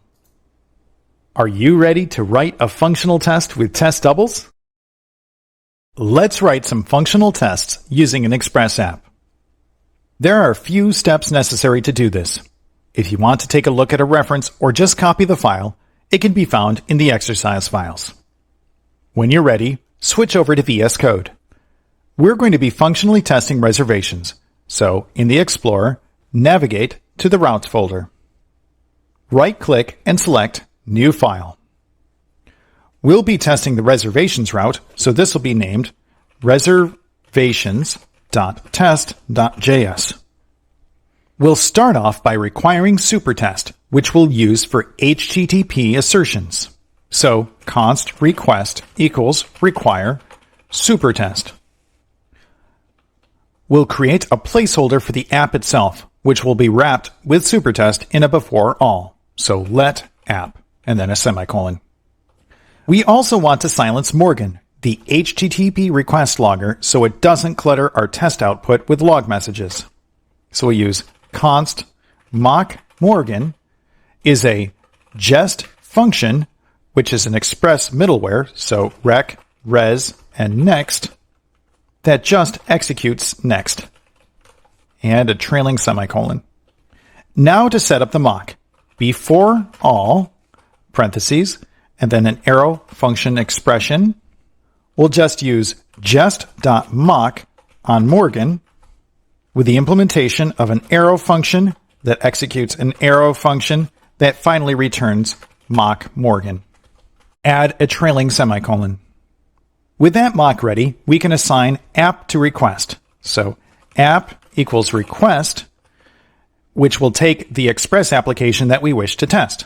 We just need to require app in the relative parent directory, so /app, and add the semicolons. After all the tests have run, arrow function, use jest to unmock Morgan to put things back to normal. Add the semicolons and save. Great! Now that we're all set up, let's describe our test group for Git. So describe Git, and then an arrow function expression. Now for the test spec. It should return the reservation form. then an async arrow function expression. Here's where supertest comes in. Set const response equals await app.get, the HTTP method that we're testing, on the route, quote, /reservations. Supertest can also be used for assertions. New line, indent, then .expect. Then for the first argument, we're going to be looking at the header, so content-type, and then for the second, a regular expression to look for /HTML, and then another slash. We can also check for the HTTP status code, which we can do with a shorthand .expect and then the status code, 200. Add a trailing semicolon. The response has a lot of properties, but we're just interested in one right now. Let's use just expect on response in the text property, and we're going to expect that to contain a new matcher, the phrase to make reservations, please fill out the following form. And then trailing semicolons, and that's it. Save the file. Then open up a terminal. We're going to run the tests, but this time I want to show more detail. Maximize the terminal screen, and then type npm test space dash dash space then dash dash verbose. Press enter. All of our tests executed and passed. Instead of just a pass summary for each file, there's a breakdown of the test groups and the individual test timings. The order of test output on your screen may be slightly different than what I have on my screen, and that's not a problem or a bug. If we look at the route reservations.test.js, we can see that the get test took 392 milliseconds. That sounds fast, but look at the other test timings. Some of them are 1 millisecond, some of them are 5 milliseconds or 2 milliseconds. Functional tests can be slow because there's a lot more code being required and executed. Let's unmaximize the terminal and terminate it. Requiring the whole application can be very slow and requires a lot of mocking when getting into more complex operations. One way to deal with it is, within your test, create a simple Express app with an absolute bare minimum setup necessary. Then, add only the route you wish to test to the application. This technique better aligns with the goals of code isolation and speeds up execution, but it requires more test setup. I feel it's worth it, so this will be the code challenge for this chapter. Finding text on a static page is fairly easy, but what about functionally testing form submissions? The page for reservations has a form, so let's functionally test that next. Switch back to VS Code and make sure that routes reservations.test.js is open. Navigate to after the get and describe a post group. The first test we can do is see what happens if a reservation request is invalid. It should reject an invalid reservation request. Then an async arrow function expression. Similar to get, we'll create a response. So const response, then await app.post, the HTTP verb that we're going to use, to the /reservations endpoint. On the next line, let's specify the type of request explicitly. This is a form. Other options include JSON. This time, we're going to be sending information in the form of an object, which will be automatically encoded to a form submission.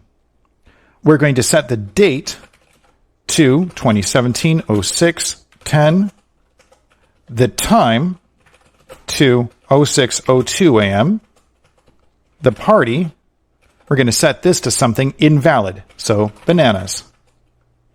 Then the name, family, and the email, username@example.com. End with a semicolon. We have no assertions this time. With the response, we can expect response.text, then the matcher.toContain, the text, sorry, there was a problem with your booking request, which is the generic response for a validation problem, and a period and a semicolon. Let's also check the response code, which previously we did with supertest. So we're going to expect response.status and then use the matcher to be 400 and semicolon. Let's add trailing semicolons and save the file. Switch back to the terminal. Run the test to make sure it passes. npm test. Great, no problems. Let's do a more complicated test, a valid reservation request. We're going to want to mock up the database interaction. Above, click in the reservations.test.js file and scroll to the top.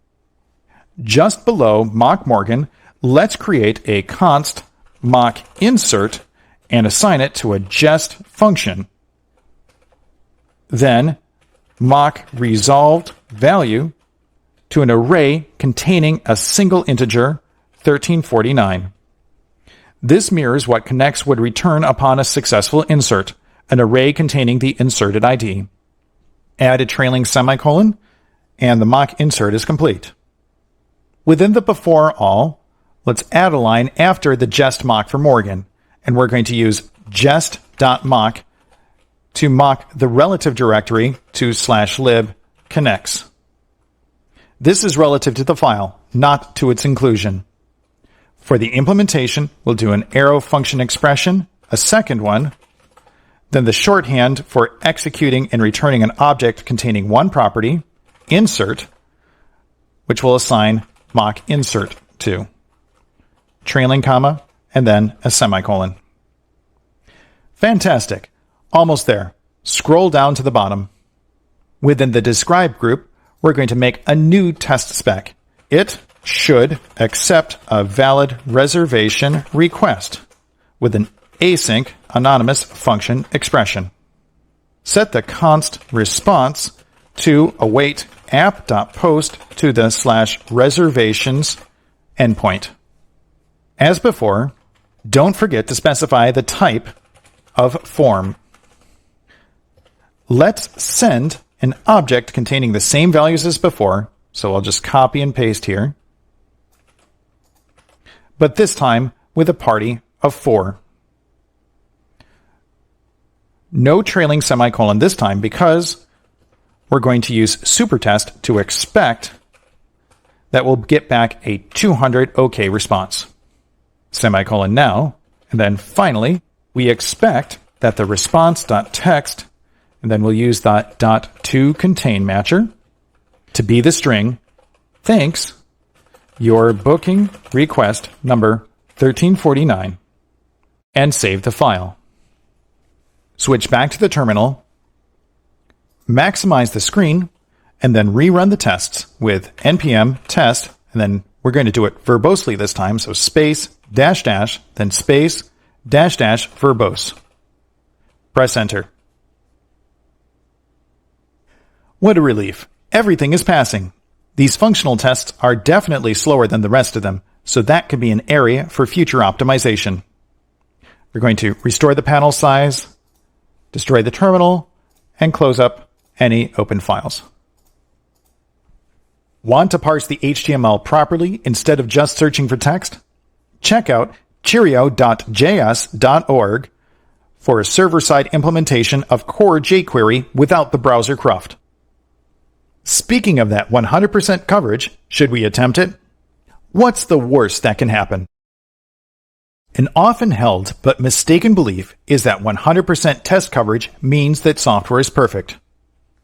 Should you try for 100% test coverage? Yes, but with a huge caveat. 100% test coverage does not mean that your application is bug-free, especially if you designed your tests to conform to the buggy application. 100% test coverage does not mean that you wrote good tests. It just means that your tests didn't fail. 100% test coverage could mean that your tests were not properly isolated, so unexpected behavior could still occur. Practically, a user of the system can't use 100% test coverage because it does not deliver new functionality. Finally, 100% test coverage is not a substitute for peer code review. Okay, with that out of the way, what does 100% test coverage look like? Rather than dragging you through writing a number of additional tests, I've gone ahead and done the work already. If you really want to learn, try to get to 100% yourself. Either way, a solution is available in the exercise files. Switch over to VS Code. Navigate up to File, and then Add Folder to Workspace. Navigate to wherever you have your exercise files, go to Solutions, and then the file folder 0506. Click Add. Within the Explorer, scroll down to the bottom. Right-click on the app.test.js and go to Copy. Above, right-click on the Nadia folder that you've been working on and choose Paste. Go back down to the bottom of the Explorer, open Routes, and Control and click both of the files. Right-click and go to Copy. Above, right-click on the Routes folder and go to Paste. Close any open files. We're all done with the source folder, so we can right-click on it and go to Remove Folder from Workspace. Click on Nadia to focus it, and then open up the terminal. Maximize the window, and are you ready? Type npm test. There it is, the elusive 100%. Wasn't that easy? Too easy? There might be a catch. In the tree view, open up Views and select reservationform.pug. If you scroll down, you can see that the party size, the options go from 1 to 8.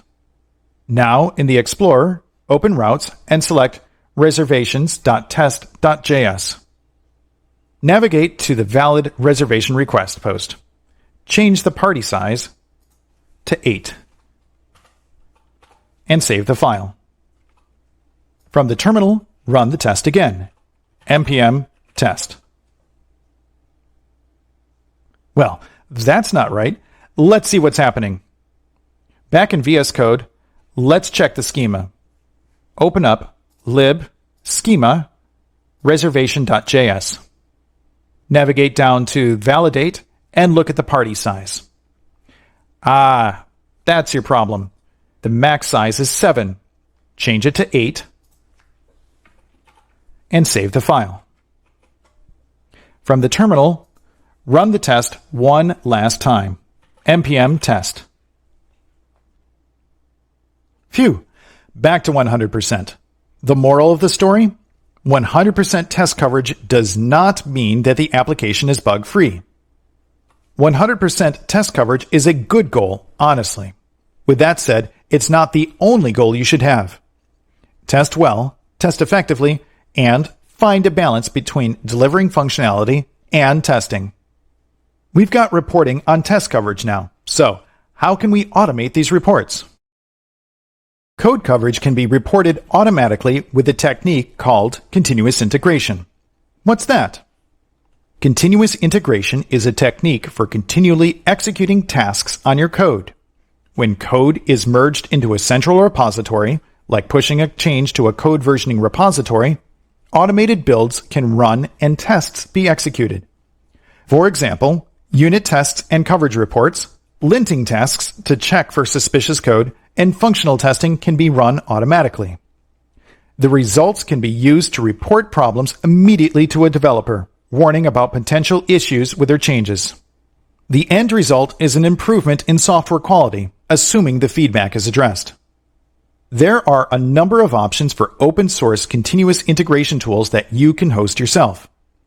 Each of the following are extensible using plugins and configuration, and as a result are flexible for many different use cases. They all support both single and multiple servers working in conjunction with each other in a coordinator-worker relationship. I'll discuss each example in more detail. They include Jenkins, BuildBot, and SpinNaker. Let's start with Jenkins. Jenkins, from jenkins.io, is written in Java. It's highly extensible with configurations and plugins for virtually every task you can think of.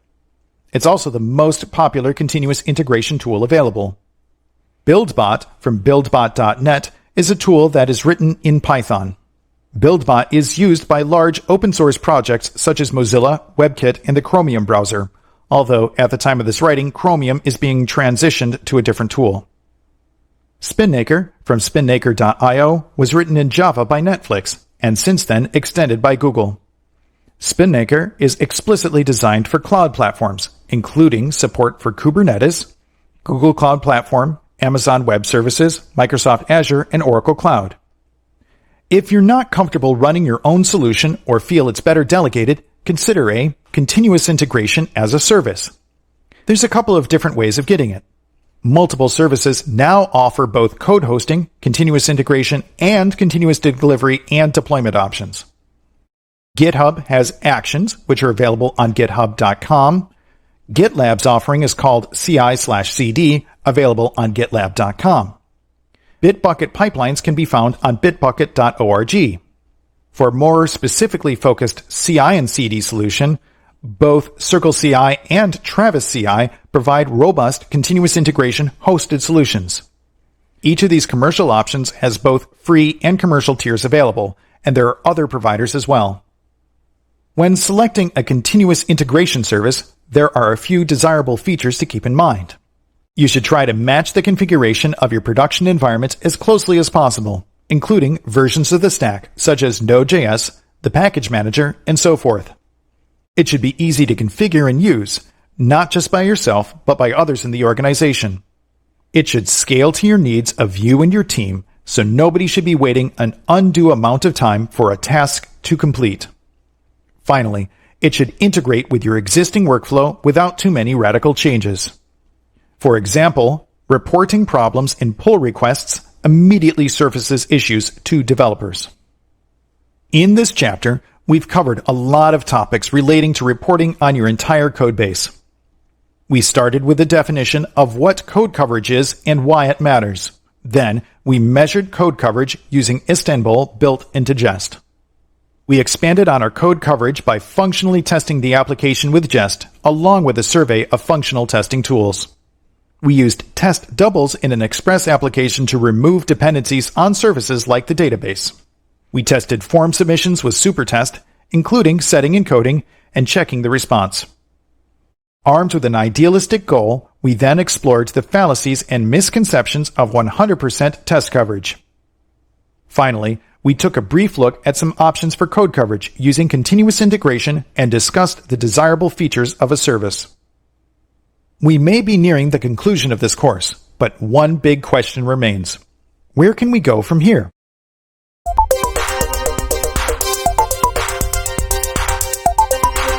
In this chapter, we saw that functional testing can be slower than just unit testing due to the complexity of setting up and tearing down the application. How can we minimize that overhead and speed up testing? Your challenge is to restructure both the application and tests so an individual router can be tested using the base application configuration. I'll give you a hint. Is it easier to mock one file or mock all files except one? When you're done, check out one possible solution in the next video. See you in a moment.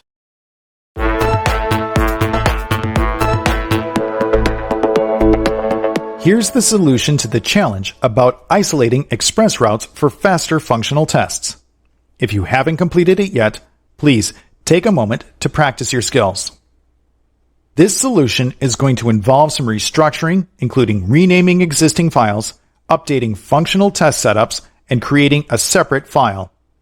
Within the exercise files, the progress 05_09 end folder will contain the end result. What needs to be done for this refactoring? First, we'll create a standalone router that includes our custom routes, named index.js. However, that collides with our existing index.js router for the homepage, so we'll need to rename it to homepage.js and update the associated test. With that out of the way, we can now create a new minimal express router. We'll also update the other routers to include the base URL, which is currently set in app.js. With the freshly configured routers, we'll update app.js to use the unified router instead of the individuals. We'll also need to update each of the functional test files to mock the router and include only the route that we want to test. This may sound daunting, but honestly, we're going to touch about 24 lines of code. Let's get started. Switch over to VS Code. The first thing we need to do is rename our homepage router. In the Explorer, click Routes, and then right-click on index.js and select Rename.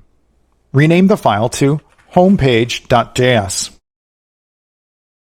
If prompted to update the imports for homepage.js, do so. We'll also need to rename the test. Right-click on index.test.js and go to Rename. And I'm going to rename the file to homepage.test.js. Now that we've cleared room for our unified router, let's create it. Right-click on Routes and go to New File. The name is index.js. We're going to start by including express. So const express equals require express. Then we're going to initialize the express router. So const router equals express.router and execute it. The next thing we're going to do is use the router.use to require the homepage. We'll do the same for router.use require the admin page. And finally, router.use require the reservations. At the end, assign module.exports to the router. Save the file, then close it. Right, what's next? Updating each router.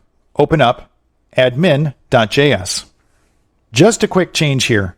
On line 8, the router should just be /admin. Save the file, and then close it as well. We don't have to change the homepage as it's just the route, but reservations.js should be updated. Update line 7 to be /reservations, and then do the same on line 11. Save the file, then close it. Let's update the app itself. If it isn't already, open up app.js in the root. Scroll up and remove the existing routes and replace it with const routes equals require, then the relative path to routes, and that's it.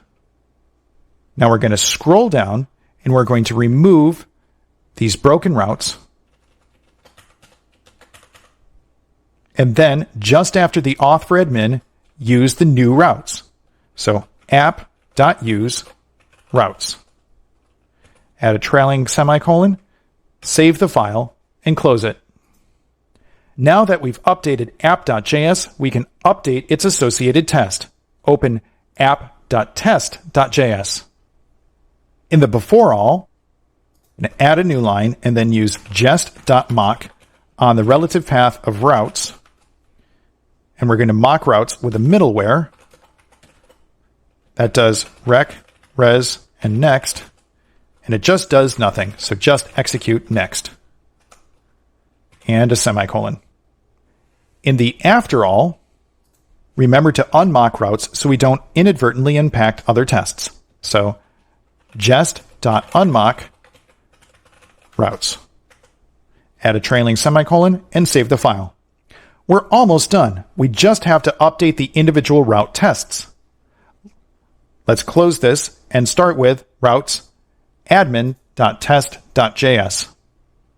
In the before all, we're going to start off with a jest.mock for the module /, which is the shorthand for the index.js router in the same directory. It requires a function for the implementation, which we'll just use to require admin. Remember to clean up in the after all. So jest.unmock and then /. Add a trailing semicolon and save the file. You can close this file and then open up homepage.test.js. We're going to do something very similar to admin. In the before all, we're going to use jest.mock and then relative path to the index, and then when executed, it'll just require homepage. Then in the after all, let's do the cleanup. Jest.unmock and then the relative index. Add a trailing semicolon and save the file. Let's close this down and then open up reservations.test.js. Scroll up to the top. This should feel familiar. In the before all, add jest.mock to the index, then function expression, require reservations. Trailing semicolon, and then in the after all, jest.unmock the index. Add a trailing semicolon and save the changes, and then close all open files. Ready to give it a try? Let's do a quick sanity check first to make sure that the service itself is still running properly. Open up the terminal, then run the application. npm run start. From the browser, navigate to localhost port 3000. Great, the home page is still there. Click on reservations, and it works as well. What about /admin? The username and password are admin. And it works. Hooray for a non-user impacting refactoring. Close the browser. Back in the terminal, press Ctrl-C to terminate the batch job. Say yes to the prompt. Let's run the newly optimized tests. Use npm test space dash dash space dash dash verbose to see the timing. Before we do that, let's maximize the window so we can see everything. Press Enter to see the result. We still have 100% test coverage. Was it faster? Let's look at the individual tests. These timings for the functional tests are definitely faster. But is the overall time reported? It can be a little variable, due in part to additional setup and teardown. So, was this exercise worth it? In a smaller existing application, it might not be worth the effort if it's already structured like this. Locally, when I was benchmarking this, I saved roughly about a half to a full second. Unnecessary micro-optimizations can waste valuable development time.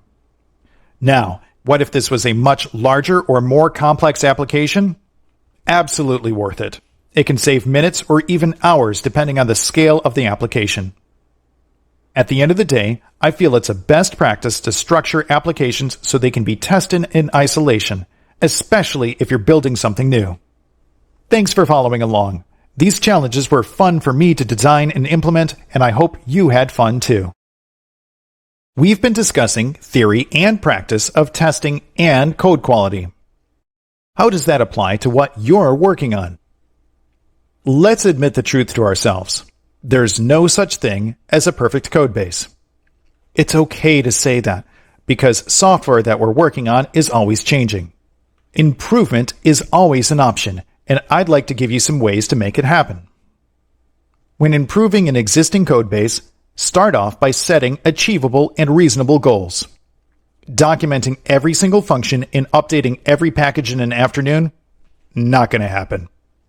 Part of the goals should include metrics. An example goal is 70% code coverage on a particular component. So the project doesn't drag on forever, have a timeline that you can work towards. It can be as easy as by Friday or a multi-step process.